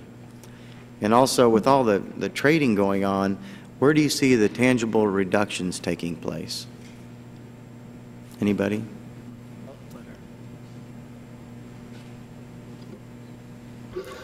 The second part first. Our modeling and modeling by the EIA suggests that over the first couple decades of a climate policy, although the electricity sector is responsible for about 40% of the CO2 emissions in the country. It's expected to account for 2/3 to 3/4 of the emission reductions that would be achieved. That's why there's so much attention given to the electricity sector. The other part of your question is how can we be sure that a cap would be obtained and not violated? That's been the predominant success of capped programs previously. The issues when there have been emission increases has been when a cap was initially set at a level that was regrettable and not as tight as perhaps it could have or should have been. Yes, sir. Yes. When we designed our carbon market in Europe, we studied very carefully the experience in the US. The main thing to achieve the emission reductions is that they have a very credible and robust compliance and enforcement system. The price of a carbon allowance today in Europe is roughly 20 to 22 euros per ton of CO2. If you fail to surrender the emission allowance, there's a financial penalty levied on the company of 100 euros per ton of CO2. So that creates a very strong incentive to comply with the cap. And the reductions come not from the trading of the allowances, but comes from the carbon price signal that you create in the economy. So where you make it worthwhile, to innovate, to push forward on the technological front and bring the emissions down. I would just add, and thank you for the excellent question, that one of the benefits of auctioning is you have price discovery and you figure out what it is worth to have one of these allowances. If you just give them away, you don't have that information. So you can adjust your cap at the federal level to say, are we hitting our target and do we need to send a louder price signal into the economy? I think it's a real benefit of the cap and the auction approach that you don't get necessarily from a carbon tax approach. Anyone else? How much time do I have left? The witnesses can take 2 minutes and 23 seconds. Okay, I got. Yield it back or ask. I've got one more question. Okay, please. Anybody. Would you say that allowances and their prices should be set by Congress, the administration, or the market? What if the price of allowances skyrocket to an unsustainable level? What would be the backup plan? I guess you kind of talked about a little of that. Let me just comment quickly on what we've done in the regional greenhouse gas system. So there are two different triggers based on price that allow access to a larger market for offsets. So there's a large market for carbon offsets, which are other ways to achieve greenhouse gas reductions. So it starts out in a New England market, then goes national and goes international based on price triggers. So as price goes up, you have an increasing pool of alternative ways to reach compliance. I don't know if that answers your question. Gentleman from Oklahoma yield. Yes, I'll yield. I was just advised that the Times of London reported this morning that the United Kingdom, under the new European system that Mr. Zapfel described, would end up having to pay an additional £6 billion or $12 billion a year in order to comply with this. I'm just wondering, what the hit on the British economy would be, which is an economy that is much smaller than the American economy, with this kind of essentially a bureaucratic hit. Maybe Mr. Zapfel can answer that. I cannot confirm the figures that you put forward. We have undertaken substantial evaluation for the EU overall. We come to the conclusion that our far-reaching climate and energy targets, so not just the reductions via the trading scheme overall, can be achieved at a fairly affordable cost of roughly 0.5% of our GDP. All of this needs to be compared to the figures. If the gentleman will yield further, a $12 billion hit on the economy of the United Kingdom is not insignificant. And this is what the largest and most respected newspaper in the United Kingdom analyzed what you've just announced today. It ain't free. As I said, I cannot confirm those figures. Overall, for the European economy, overall, the costs are fairly insignificant. We also have to look at the costs of non-action, as has been outlined in the Stern report, which can be a lot more considerable than costs of bringing down our emissions. Maybe let me also use the occasion, because you said no emissions have been reduced. There is some research. Your statement refers to the first period, the first trading period, 2005 to 2007, which was for us in Europe a learning period. We didn't have the benefit as you have in the US with air pollutant trading programs, sulfur and nitrogen trading programs. So we started from scratch in Europe. Our emissions cap was not binding in 2005 to 2007, but also we do not have our Kyoto commitments kicking in 2005 to 2007. We brought down the emissions cap for the trading scheme in the second phase already by 10% compared to the first phase, which makes sure that we will see emission reductions in the second phase. And as I said in my introductory statement before, this emissions cap will come down by another 11% so that we are 21% below 2005 emissions by the year 2020, which guarantees emission reductions and the environmental integrity of the European carbon market. Gentleman's time has expired, and the Chair will recognize the gentleman from Washington State, Mr. Inslee. Thank you. I think Mr. Greenstein mentioned that some had argued that this would be corporate welfare if you don't have an auction system, and I just want to ask about the logic of that. Going back to this issue, the tragedy of the commons, my understanding is that people who argue that essentially say, look, this is an asset. There's a scarce an asset. The atmosphere only has a limited carrying capacity for CO2. And if we're going to give rights away to people to pollute that, you're giving away a scarce asset. It has an economic value, and therefore it would be a sense of welfare of giving away a public asset for free. It'd be like giving away gold from our national parks or the like. Is that the logic, and does an auction solve that problem? Well, an auction does solve that problem, but you don't have to go to that logic to reach the corporate welfare conclusion, and the term isn't mine, although I would agree with it. What's interesting is the corporate welfare term in this context actually is Greg Mankiw's term. He is a leading conservative Republican economist at Harvard. He was the chair of President George W. Bush's Council of Economic Advisors. What Mankiw is saying, you don't even have to go to the commons thing to get, what Mankiw is saying is, look, if in a cap-and-trade system you give to energy companies and other emitters allowances that exceed in value the increased costs they'll incur under the new system, then you're giving them a form of welfare. It's one thing if you simply offset the increased costs they'll incur. But if you go beyond that and you just give them these permits, which they can sell for billions of dollars, above and beyond what's needed to offset their costs, that's corporate welfare. That's what CBO is essentially saying as well. CBO's term is windfall profits. Mankiw's is corporate welfare. It's simply saying you give them more than they need to offset their costs. You're giving away billions of dollars in gain to these companies and their shareholders. That's clearly a form of windfall. I appreciate that. Mr. Podesta, I really appreciate your basically saying that environmental policy in this case isn't economic policy. It's a view I share. And I want to let you know you're not alone.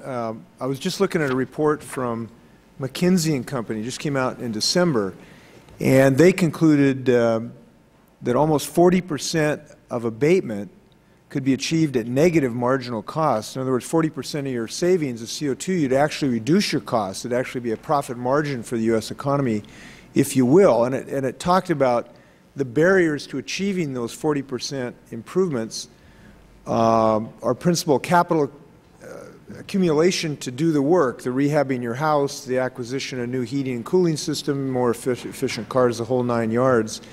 I just wonder if you give any more thoughts about how we could fence off the revenues from a cap-and-trade system to be used for the legitimate purposes of that, both R&D, help to consumers to weatherize their homes, help to them to obtain new efficient equipment. What's the best way to do it? I know you gave us some ideas, but what's the best way in the real life to do that? Well, as I said, and maybe provide some more information for the record, Mr. Inslee, I think that creating accounts in which the Congress decides where that money is going to go, either by allocating permits to it or taking which is the approach taken in the new Lieberman-Warner bill, or by auctioning 100% of the permits, which is our preferred approach, segregating that money and making those important investments, but ensuring that that money is available either through tax credits, which again we hope to see, I think, the production tax credits reauthorized in this session of Congress on renewable energy or through direct investments that could be operated either through the states or directly is the best way to take, again, a good chunk of that money and apply it to the very real challenge. The other place that we would spend some money is on innovation itself, into boosting the R&D portfolio of the United States. We've seen enormous returns of investment in the past, particularly at DARPA and the DoD programs. But if you think about the information technology revolution driven by federal investment at the front end, I think you can imagine at least an energy innovation and virtuous cycle driven by investment at the federal level into these new technologies. See a lot of venture capital pouring into that arena right now, but I think if you had the right kind of investment portfolio from the federal government, that would really quicken the change that we need. Thank you. The gentleman's time has expired. The chair recognizes the gentleman from California, Mr. McNerney.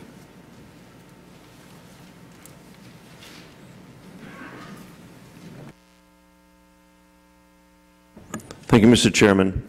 Mr. Podesta, you laid out in your testimony how the revenue from a cap-and-trade scheme based on auction might be equitably distributed. I think that's a terrific approach. Can you recap how your proposal and then comment on how free giveaway of the cap-and-trade system would distribute revenue? Well, I think that, you know, again, we've had the European experience described here this morning. I think, going to the second part of the question, I think if you have a free giveaway with and no allocation of no auction, no allocation of revenue, what's likely to happen is rates will go up. The generating companies will pocket the money. Their shareholders will do very well, and the people at the other end will do very badly. So we support the kinds of proposals that Mr. Greenstein was. He's liberal. He's still a liberal. Mr. Greenstein was talking about taking 45% of the auction share and rebating that to people either directly through the tax code or particularly for low-income people where that mechanism doesn't work very well, to do it through other kinds of income supports, which Bob, of course, is the expert on, and then taking 45%, making these public investments that I described. And then we do also recognize that, and I think that the work that CBO has done suggests that 10 to 15% of the revenue might go to companies and communities particularly hard hit by increasing the cost of production of energy. I'm thinking here particularly in places hard hit that are coal producing in those kind of arena. The CBO estimates that looks like to be about 10 to 15% of the revenue. So we would say put that back into those communities, help them weather the transition to a new economy. Could I add one quick point on that? There have been questions from several members to John on how do you make sure the money actually goes for these purposes, and there's been discussion of trust funds and the like. I think we need to separate out the discretionary part of the budget, the appropriated part, from the other parts, entitlements, taxes, and so forth. You would need some kind of trust fund mechanism like that for the discretionary part. You wouldn't, and I wouldn't recommend it, for the consumer relief part. If you're giving part of the consumer relief through an expansion in the earned income tax credit or a new tax credit such as Mr. Larson has in his bill that's based on the first certain amount of the payroll tax that's paid, we don't have anything in the tax code where the IRS has to look each year at how much money is in a particular trust fund and make the tax credit go up and down every year. You just do the tax credit. You work with CBO and the Joint Tax Committee. You have an estimate of how much revenue is going to come in from the auctioning of the proceeds. You design the appropriate tax credits that you need. You make sure the scores all fit, and you go forward. So trust fund thing would be needed for the discretionary part. For the tax part and the direct spending part, you need some direct spending for the low-income people, as John mentioned. You just write that into the cap-and-trade bill, and you go forward. Thank you. Mr. Bowles, in a state like Massachusetts and also in California, we're starting to see the effects of RGGI and AB 32. Do you have any specific recommendations in terms of how to make sure that the federal programs complement those instead of what other possibilities there are? Thank you for the excellent question. One thing I just would try to underscore for this whole discussion is a lot of the cost negative items that Mr. Inslee mentioned from the McKinsey report, which I commend to the committee to read, are really implemented by the states. Things like building codes, energy efficiency, building renewable power plants, zoning, smart growth. A lot of the easy stuff we need to do is going to be implemented by the states. So I would really encourage the committee and the Congress to look at giving financial incentives with some of those auction proceeds to say, if you state are doing all those things, plus rate decoupling, maximizing efficiency, then we're going to support you. You need to create some incentive because the states are the units that regulate the utilities and have such a big role where a lot of the easy things are going to be done first. Back to your broader question, I mean, look, I think the Congress could do us in California and 17 other states a great favor by, making sure EPA got out of the way on the Cal Lev standard. It's vitally important, goes beyond what the CAFE increase, which is terrific, does. Obviously, we're seeking EPA implementation of the Mass versus EPA case on Clean Air Act. And so I think there's a lot of things that the Bush administration could do to get out of the way of states like Massachusetts and California. But thank you for the question. Thank you. I yield. The gentleman's time has expired. The chair recognizes the gentlelady from South Dakota, Ms. Herseth Sandlin. Thank you, Mr. Chairman. I thank all of our witnesses today for helping illuminate further and acknowledging and helping quantify what costs may be associated with making this transition, but also identifying the economic opportunities that exist and ensuring that we don't ignore the fact that there are costs to inaction. I do want to describe sort of a set of circumstances, though, as it relates to the part of the country that I represent, the Great Plains and rural America, and just get your thoughts, if you could comment on if we do move to cap and trade, and as we discuss the issue of free allocations versus auctions and then reinvesting and recycling the revenue, just to get your thoughts on whether or not we phase this in and give time to adapt, as Mr. Zatfeld described, or if we move to something more 100% auction, nearly immediate within what we set up, because I have some concerns about that in light of the circumstances present in, say, South Dakota. On the positive side of cap and trade for South Dakota, I see greater incentives to develop our wind resources, greater incentives to develop solar resources throughout our area and the southeast and other regions, reinvestment in our hydroelectric facilities, the investment for carbon capture and sequestration, because we are a very heavily coal-dependent region of the country. There are also economic opportunities here for agriculture as it relates to certain farming and grazing practices, as carbon storage and transitioning to integrating new technologies for cleaner burning coal in our coal-fired facilities that service our rural electric cooperatives. But that is sort of the difficult side here of cap and trade, is that when you have rural electric cooperatives, you have rural consumers, you have very poor consumers in certain parts of the Great Plains that live on Native American reservations. When we're still working to develop the transmission that some of you talked about, the need to sort of reinvest in the infrastructure of our transmission capacity for wind, time to measure just precisely, and the Chicago Climate Exchange is trying to do this for agriculture. It seems to me that we need a little time to adapt, and that's why I think that, at least for now, I sort of favor more of a phase-in approach rather than something that's nearly a 100% auction immediately within the system. So if you could comment on that, and then Mr. Zatfeld, if you could also comment on perhaps, as you described, maybe an initial misjudgment in the European system being that they were free allocations versus an auction, and now you're making that transition. But I understand that agriculture, that you chose not to help measure, quantify and measure for agriculture to participate in the cap and trade system in Europe, and if you could comment on that. Could I make a comment on the phase-in issue? We should note that under all the bills, there's a major phase-in in the sense that the emissions reduction target is a small amount of emissions reduction initially, and that phases in very gradually over a number of decades. That's the major phase-in. With regard to the permits, one could do something where you give away a large share of the permits for free initially and then phase that down. The Lieberman-Warner bill, I think, gives away 40% or more of the permits for free initially, and on paper it eventually phases it to zero. My concern is the politics being what they are, the power of the companies being what they are. I believe that if Lieberman-Warner were enacted, we would never get to zero, that Congress would come back and change the law well before we got to zero, and that we could end up getting stuck permanently at too high a level.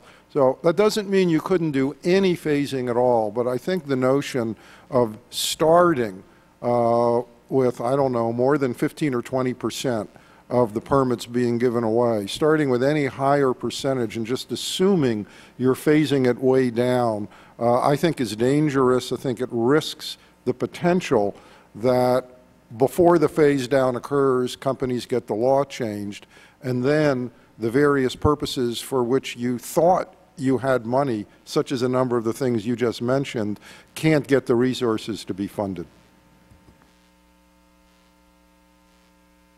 I'd like to just add, the phase-in terms of the changes in electricity prices is going to be immediate.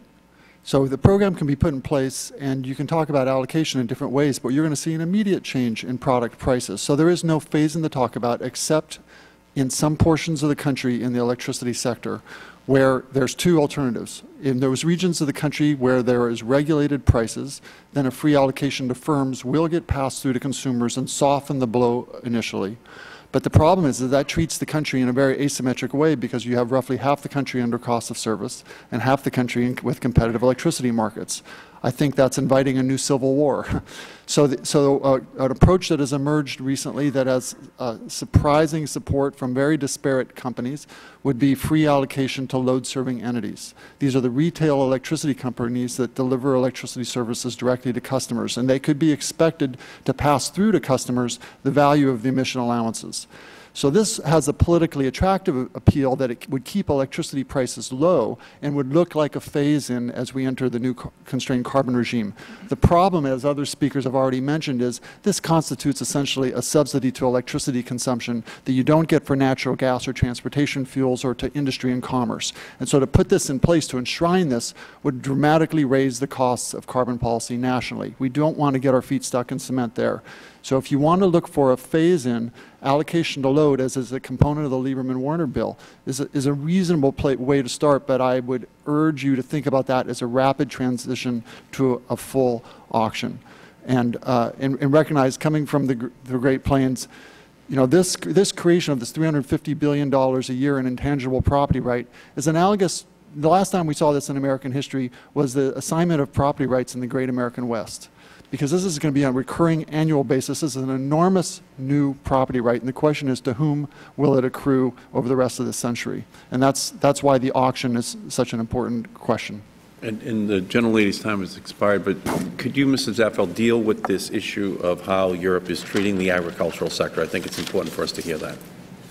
Yes, it's a pleasure to do so. Our carbon market is not, as it is discussed here, an economy-wide program. We see the carbon market as one of the essential elements of bringing down our emissions.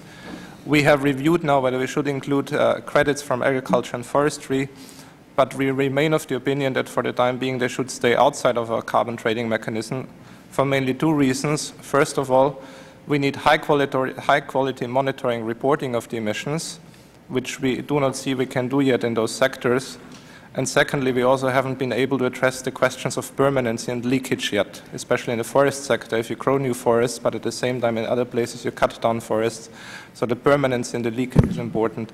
We have a very, as Mr. Sensenbrenner has, as Congressman Sensenbrenner has pointed out, the environmental integrity of the carbon market, delivering emission reductions is essential, also for the public. So for that reason, we have proposed that agricultural and forestry zinc credits stay out of the system. up to 2020. Great. Gentlelady's time has expired. The Chair recognizes the gentleman from Connecticut, Mr. Larson. Thank you, Mr. Chairman, and thank you for putting together this incredible panel. And it's with a certain amount of trepidation that I go forward with my questioning, knowing the vast amount of work that you have done and my good friend and colleague Jay Inslee have done with cap and trade. My only regret is that you didn't have polar bears here today so that we could have more of the press here on such a weighty issue of discussion of the cap and trade system versus something that I think still needs to be pursued in terms of dialogue and discussion in terms of a carbon tax. Now, I say that, and I want to thank Mr. Podesta because I thought he started off and framed this in the appropriate way. We're in a crisis. And this crisis has to be solved, and it has to be solved now. The inconvenient truth is that, as you heard our good colleague from Wisconsin say, is that, well, the most direct and straightforward, transparent way to deal with this, of course, would be for a carbon tax. But he said, but of course, he wouldn't be for that. And neither would a lot of colleagues because of the anathema attached to taxes. And of course, we have an aversion to taxes in this country. For example, we fund a war. Or, well, we don't fund the war with taxes. We go into debt with a war and tell the American people that it's being paid for. So I believe that the choices are difficult and they become more clear. And I thank Mr. Greenstein also for, I think, illuminating the choices that we face here. One that deals with the certainty of emissions, the other with the certainty of price.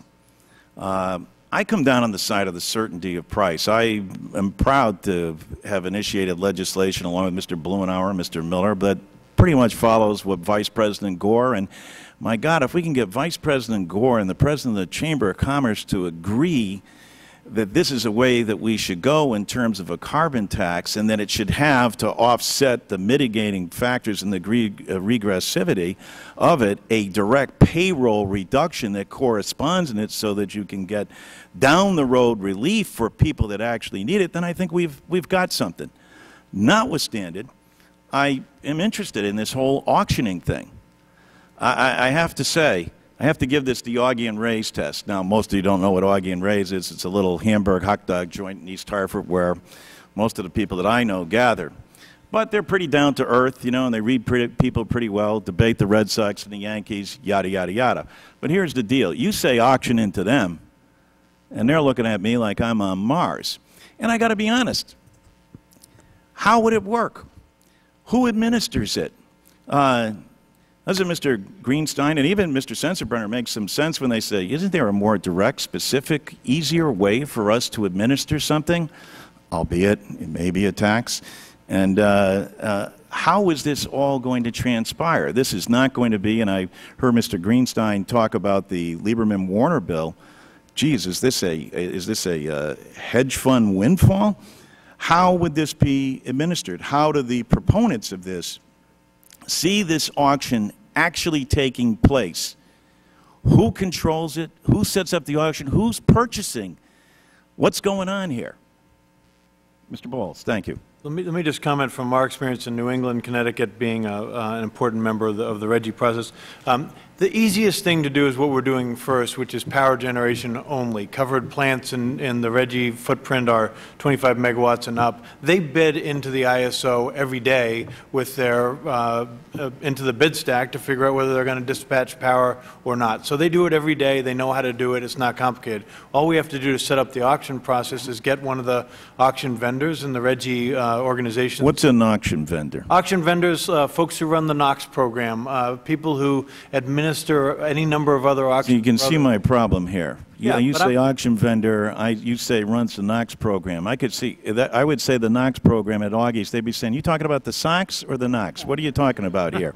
I guess all I'm suggesting to you is that you're doing a very good job, by the way. I didn't mean to interrupt you, but I'm trying to make a point here about how this all takes place. Continue, please, Mr. I Paulson. was just going to say, I think the answer to your voters is to simply say power generators do this every day. Nothing much changes, except that we're going to make them pay for this little thing to help protect the environment, and we're going to find a way to pass that back into more savings for you. Because like Massachusetts, Connecticut is also just passing least cost procurement through the legislature, and there's going to be a bunch of savings available. So I guess I would say in the power sector, it's quite simple, and it happens today. I think it is more complicated as you move into other sectors, particularly to explain. But thank you for the question. Mr. Greenstein? I don't think the big complexity is administering the auction. You know, we had auctions of the electromagnetic spectrum. The FCC administered that. We could establish a new federal agency to run the auctions. Would that be a more efficient way to do this? No, I do want to say that all else being equal, I would prefer a carbon tax to a cap and trade. Having said that, I don't want to let the perfect be the enemy of the good. I'm not sure you could pass a carbon tax. I think you'd be more likely able to pass a cap and trade than a carbon tax. And if you have a cap and trade with an auction, what that auction really does is to make the cap and trade more like a carbon tax. Not fully, just partly. I mean, if you can pass a carbon tax, more power to you. But I think part of how we got here is the sense that that would be hard to pass. Gentlemen, thank you. Inspired. I think if we could pass a carbon tax, it would probably be less power to us subsequently, but I think that's a lesson that we've learned. The Chair recognizes the gentleman from New York, Mr. Hall. Thank you, Mr. Chairman, and thank you to all of the witnesses. I think part of what needs to happen is, as you are educating us, we need to go out to our constituents and to the country and help to educate them so that they will understand that the corner store or, you know, the deli that I go to in my district, when people talk about a carbon tax versus a cap and trade, to help them understand what that is. And it's not, as you say, given the NOx and SOx and the successful change in chlorofluorocarbons that was wrought by a similar kind of governmental process. This is proven ground. I also come from a place myself, a moral place and a philosophical place that says that there should be, and there exists an implicit environmental Bill of Rights, and that every but one of us, every child born on this planet has a right to breathe clean air and to have clean water to drink and unsoiled soil for their food to be grown in. And so I object to the idea that, oh, we're interfering with business. Somehow we got way ahead of ourselves and polluted the planet and the ecosystem to the point where we're not only dealing with or trying to deal with climate change, but we're also suffering from asthma epidemics and emphysema epidemics in our inner cities, especially among our children. And last summer, across the entire state of New York, there were a number of days when we had dangerous air quality alerts in rural parts of the state where you wouldn't expect that. And it's because of the pollution moving from other power plants in the Midwest or wherever across state lines. And so by trying to deal with greenhouse gas emissions, we will also be dealing with our dependency on foreign sources of oil, our balance of trade deficit, creating new jobs and new industries and new technologies here, making ourselves more independent, keeping our sovereignty and not having to fight wars in unstable parts of the world, et cetera, et cetera. So there's so many, it's a win-win-win thing we're talking about. Cap and trade is only one small aspect of it. So having made that little bit of a speech, I want to ask Secretary Bowles in particular, I'm interested in the idea that efficiency seems to be endorsed unanimously as one of the most effective and immediate steps we can take to cut greenhouse gases and our power bills. But under the current system, it's counterintuitive for utilities to pitch in since they make their money by selling power. In your testimony, you reference efforts to decouple sales from revenue. Could you elaborate on those efforts and what types of investments we could make with auction revenues or allowance incentives that we could use to bridge the gap? Thank you for the excellent question, and thank you for your statement. Very well said at the beginning. I would agree. New York State just did a rate decoupling. As I'm sure you know, the public utility commissions of the states regulate utilities. They've got a history of rate making that is by and large tied to volumetric sales of power, whether or not those utilities own the power generation or not. So in the half of the country, as Dallas mentioned, that has a deregulated power system, New York and Massachusetts and all of New England, our utilities don't own the power generators. They own just the wires. So they bring it to your house, and the power generators own power generation. So we have inherited a system in the past where it made sense to measure rate recovery for the utilities based on the volumetric sales. It seems like a simple thing. Instead, the criteria should be on performance and reliability, outages, things like that, least cost service. So making sure that the utilities are bringing good power and reliable power to your doorstep, but not incenting them or discouraging them on the volume of power that they sell. And that's really the crux of rate decoupling, is severing that link, that manifest economic incentive that says to the utilities, maximize power sales in order to maximize revenue for your shareholders. Instead, we need the utilities to be indifferent or, in fact, incented on a performance basis to be partners in energy conservation. I think the utilities, New York's got a terrific model with NYSERDA. In different states, the utilities, such as Massachusetts, actually run the efficiency programs, and that's a good thing because they're very close to their partners, but they need the type of oversight to make sure their spending is done well. So I think a federal incentive in terms of conditioning some of the auction proceeds back to states who have done decoupling and done least cost procurement, things of that nature, really makes a ton of sense for getting that low-hanging fruit. Thank you for the question. Very briefly, the same applies to the natural gas market as well. Thank you.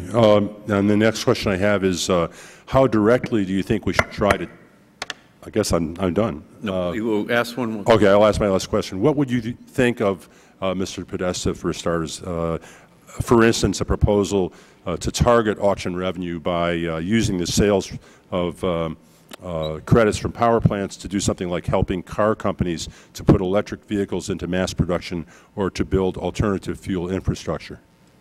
Well, I think that again, that's exactly the kind of incentives that you want to encourage. That not only helps, to go back to your opening statement, that not only helps on the overall CO2 problem and the global warming problem, but I think if we can move the transportation fleet more onto the electric grid through plug-in hybrids and other types of new generation of vehicles, you've also dealt with the oil security problem, which is a very, it's another pressing problem the United States faces, both from a balance of trade perspective, but most importantly, I think, from the sources of oil that are and where that money is actually flowing to in the United States. So I think that that is important. And I think that some of those proceeds, and we would recommend that some of those proceeds go to the U.S. auto companies in the form of tax rebates to retool to get onto this new generation of vehicles that either through plug-in hybrids or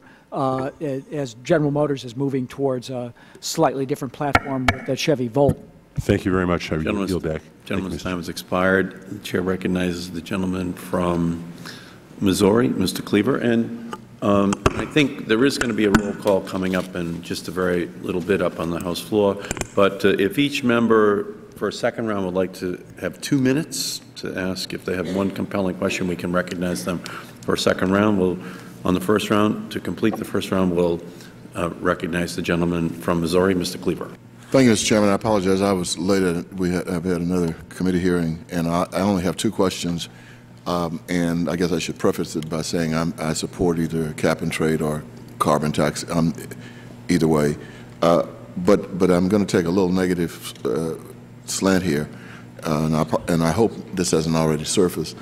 When I was mayor of Kansas City, we had a municipal ordinance that would allow us to fine slum landlords $2,000 each time their property was cited as violating the city code.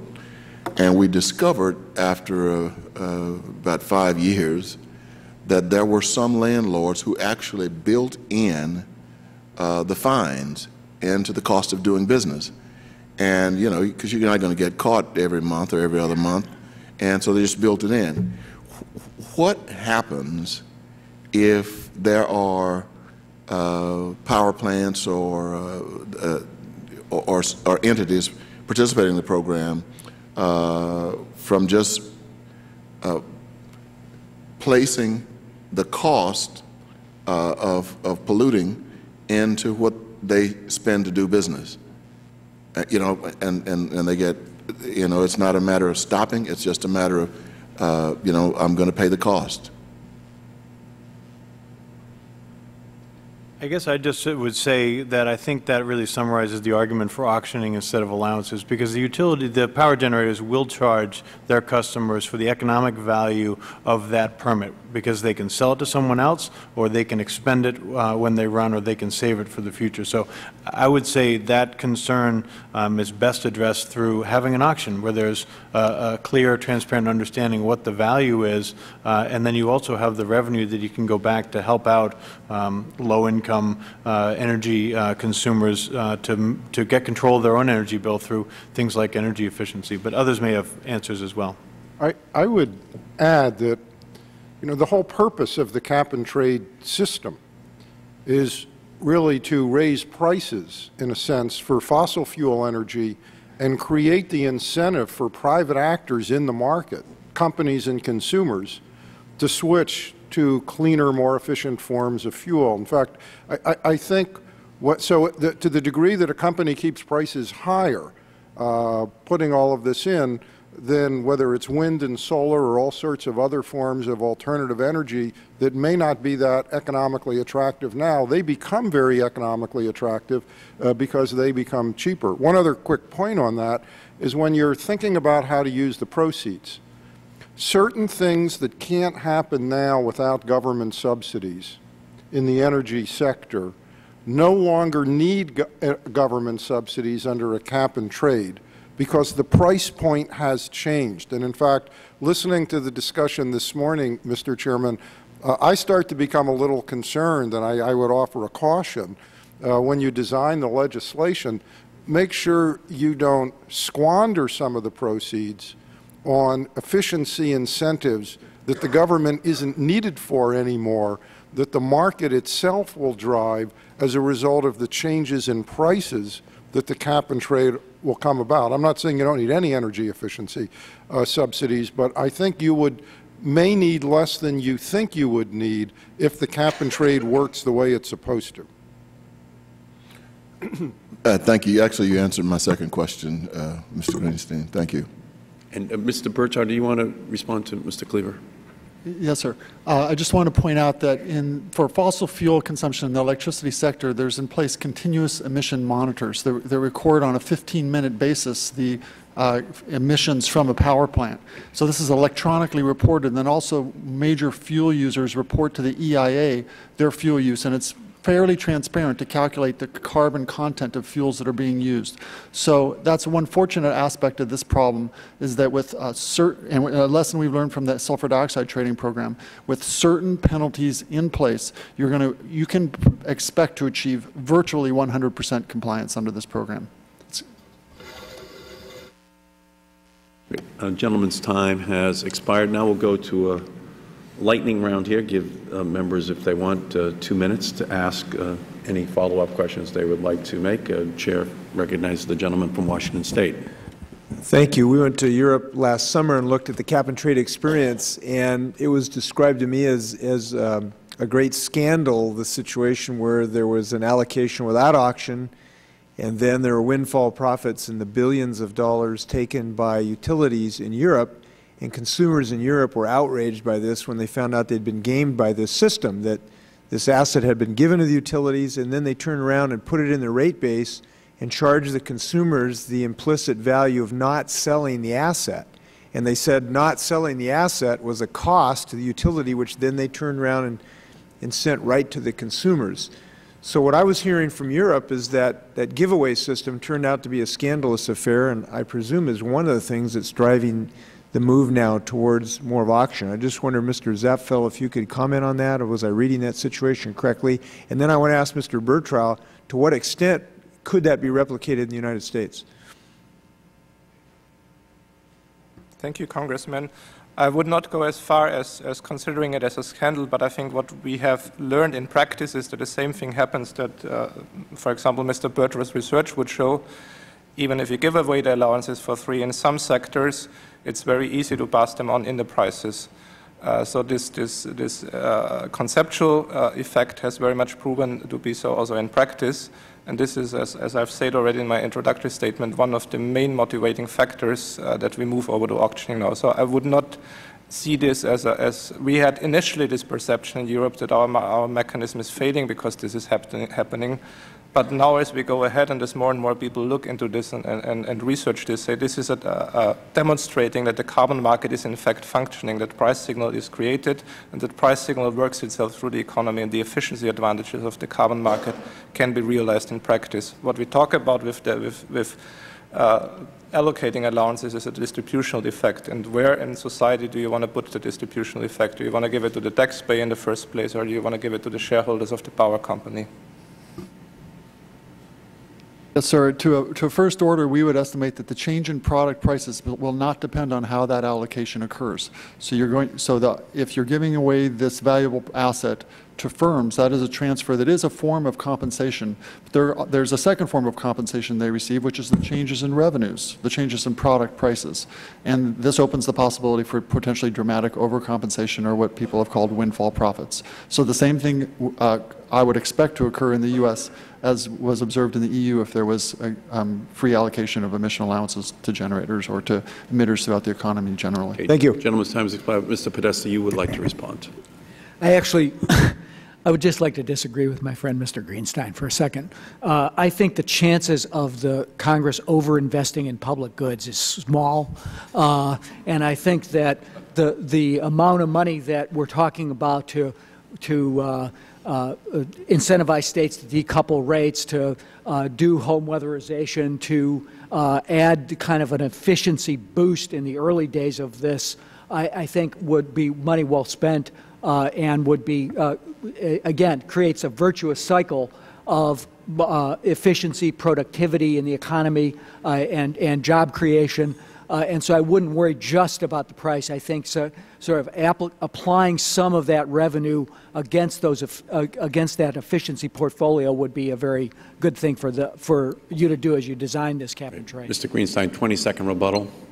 I'm all for weatherization. I think when you write this bill, you will be besieged by various industries and interests promoting all sorts of subsidies and tax credits that are billed as green and pro-efficiency, and a substantial share of them will not be necessary. The market signal will do it, and if you give in to them, you won't have enough money for other key things like consumer needs.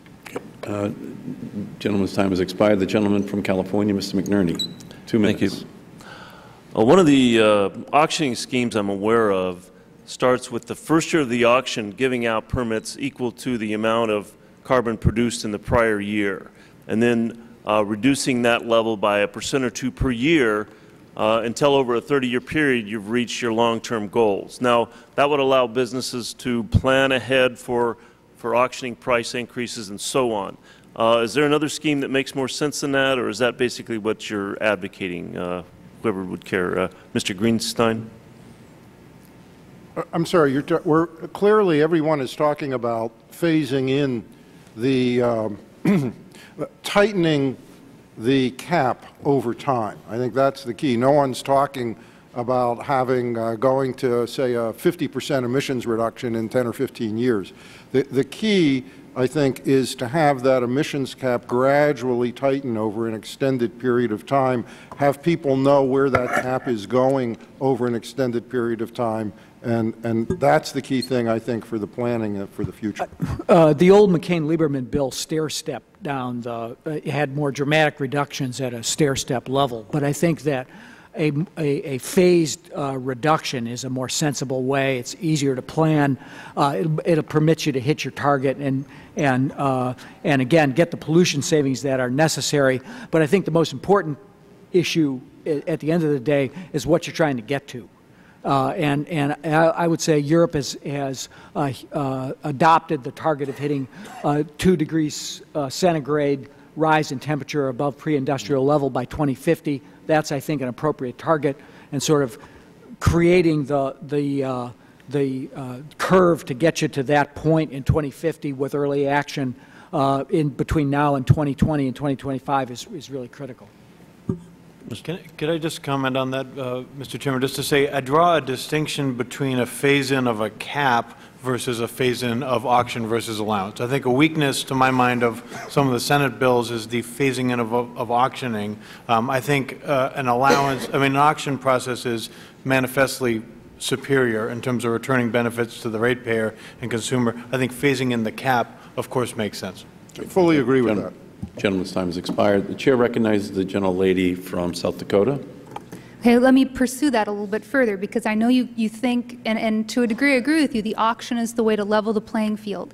But there are certain regions of the country that start out at a disadvantage. And I am very concerned, Mr. Podesta, if you could respond to this, because as you laid out how you see the percentages of how you allocate the revenue, I don't see sufficient revenue there to dramatically improve our transmission capacity. So when I'm in South Dakota and we're dealing with the Western Area Power Administration of the West and the Midwest Independent System Operator to the east, and we've got all this wind that we can't get out that would benefit the electricity providers and other businesses in South Dakota, I mean, I would be more willing to identify it as a weakness in terms of the phase-in of the auction if there was some combination of the investment in the infrastructure with a cap and trade. And so if you could comment on that. Well, I think again, there are two different issues involved with that. We apply 10% to try to encourage, to soften the blow, if you will, on communities that are particularly affected.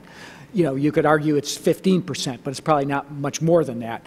There's a second question, which is, does giving away the auction permits actually result in the investment, or does auctioning the permits and then having the money available to make those investments, which is the better system? I think the people on the panel all think that a more transparent system is auction the permits and then use the proceeds of the permits to upgrade the grid, make the R&D investments, et cetera. And I don't think I disagree with you on that. My concern is the 100% auction at the outset. I mean, I'm looking at it as building in some time, and maybe the weakness of the Senate bills is they build in too much time. They start too low. But you can understand my concern about almost. Sure. I think that if you're going to move in that direction, though, you also may want to condition what those permits are being granted for with respect to the reinvestment, for example, in the utility, in the grid upgrade,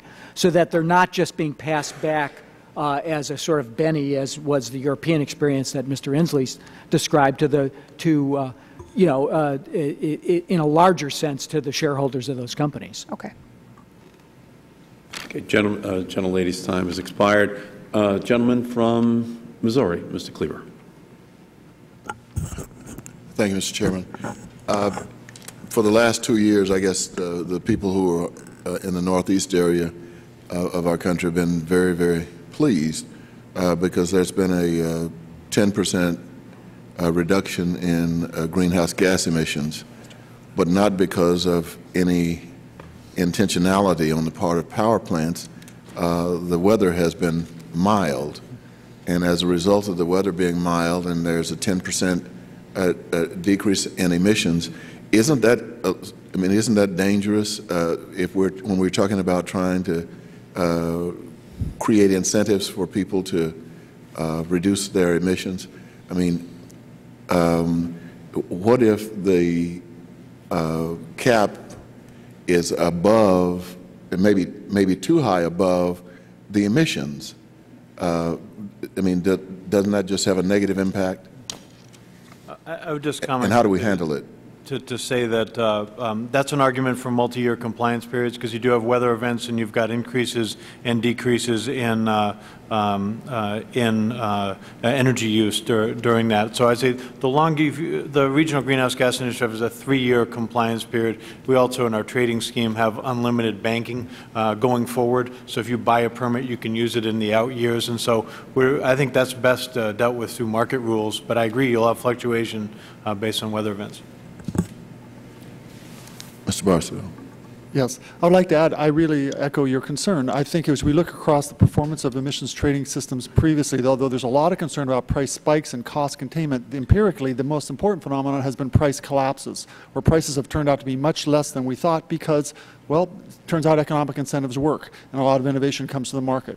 So one of the ways to protect against that is a reserve price in an auction, which makes, and that is a standard feature of good modern auction design. You're going to find it on eBay the next time you try to go auction something there. And so it puts in a floor on the value of emission allowances within an auction and thereby provides a sustainable expectations for innovators and new investors going forward. Do all of you agree with that? Then I guess I must agree as well. Particularly if eBay does it. All right, gentlemen's time has expired. I'm going to ask a final question here, and I'm then going to ask each one of you in reverse order of the original statements to each give us your 1-minute summary of what you want the Select Committee on Global Warming to know as we're going through this year and trying to make recommendations on how to construct a program to deal with this issue. We're also waiting for Mr. Blumenauer to run in, and hopefully he can make it here before the end of that process. Mr. Bertow, let me ask you this question. When we did the acid rain bill back in 1990, all of the allowances were given away. And everyone says that worked great. What's different with this problem, the CO2 problem? Why is that lesson from 1990 not applicable to this issue of dealing with greenhouse gases? Because that's a very commonly asked question, and all of you on this panel seem to disagree with that approach of giving away the allowances, and the acid rain process did work. So what's the difference? There are two things that are different. Number one, that was only targeting the electricity sector, and in 1990, 100% of the electricity sector was under cost of service regulation. So that if regulators were awake and doing their job, they were going to make sure that companies could not charge consumers for something they had received for free. So consumers were well protected under traditional cost of service regulation. But today we've had half the country in the electricity sector move away from that for their very own good reasons. The second is that, again, that was only in the electricity sector. And today we're looking at a program that's going to affect the entire economy. So with that type of free allocation in the electricity sector, it made sense in that it suppressed electricity, that any change in electricity prices any more than needed to happen there. But when we go economy-wide, that type of an approach for those regions of the country in the electricity sector that are still regulated will constitute a subsidy to electricity consumption. And that's going to cause a disequilibrium in marginal costs across the economy and raise the costs of carbon policy significantly. Our modeling, for example, suggests that it could push up national allowance prices by 15%. And that means all the other sectors of the economy are going to have to work that much harder. Great, thank you. I've received a letter from the Southern Alliance for Clean Energy regarding the subject of today's hearing, and I would like to ask unanimous consent that it be included in the record without objection. So ordered. Let me turn now to our concluding 1-minute statements. And we'll begin with you, Mr. Greenstein. Could you please turn on your microphone? I think the case has been well made at this hearing for auctioning the permits and also for the need, both substantively and politically, for consumer relief. So I won't use up much of my 1 minute on that. However, there's one issue I mentioned in my testimony we never came back to, and it's kind of, I think, maybe not on the radar screen. So let me spend 30 seconds on that. We really do need to pay attention to the fact that the price point, the increase in prices, which will create incentives for various efficiencies, will also raise the price of everything from heating school buildings, education at the state and local level, to a variety of federal programs, from the Pentagon's cost to veterans' cost of living increases. And you need to make sure that there's some room within the allowances to deal with those costs that the public sector is going to occur. You don't want an impact of cap and trade to be cuts in local education budgets or cuts in veterans programs. And I know it's not as politically attractive as this incentive and that incentive, but I think it is a key part of what needs to be taken into account, or we end up having cuts in basic services, increases in other taxes, or big increases in deficits down the road as a result of the impact of higher energy prices on the important things that local, state, and the federal government does. Thank you, Mr. Greenstein. Mr. Podesta. Again, very briefly, the cost of doing nothing is a lot more than the cost of doing something.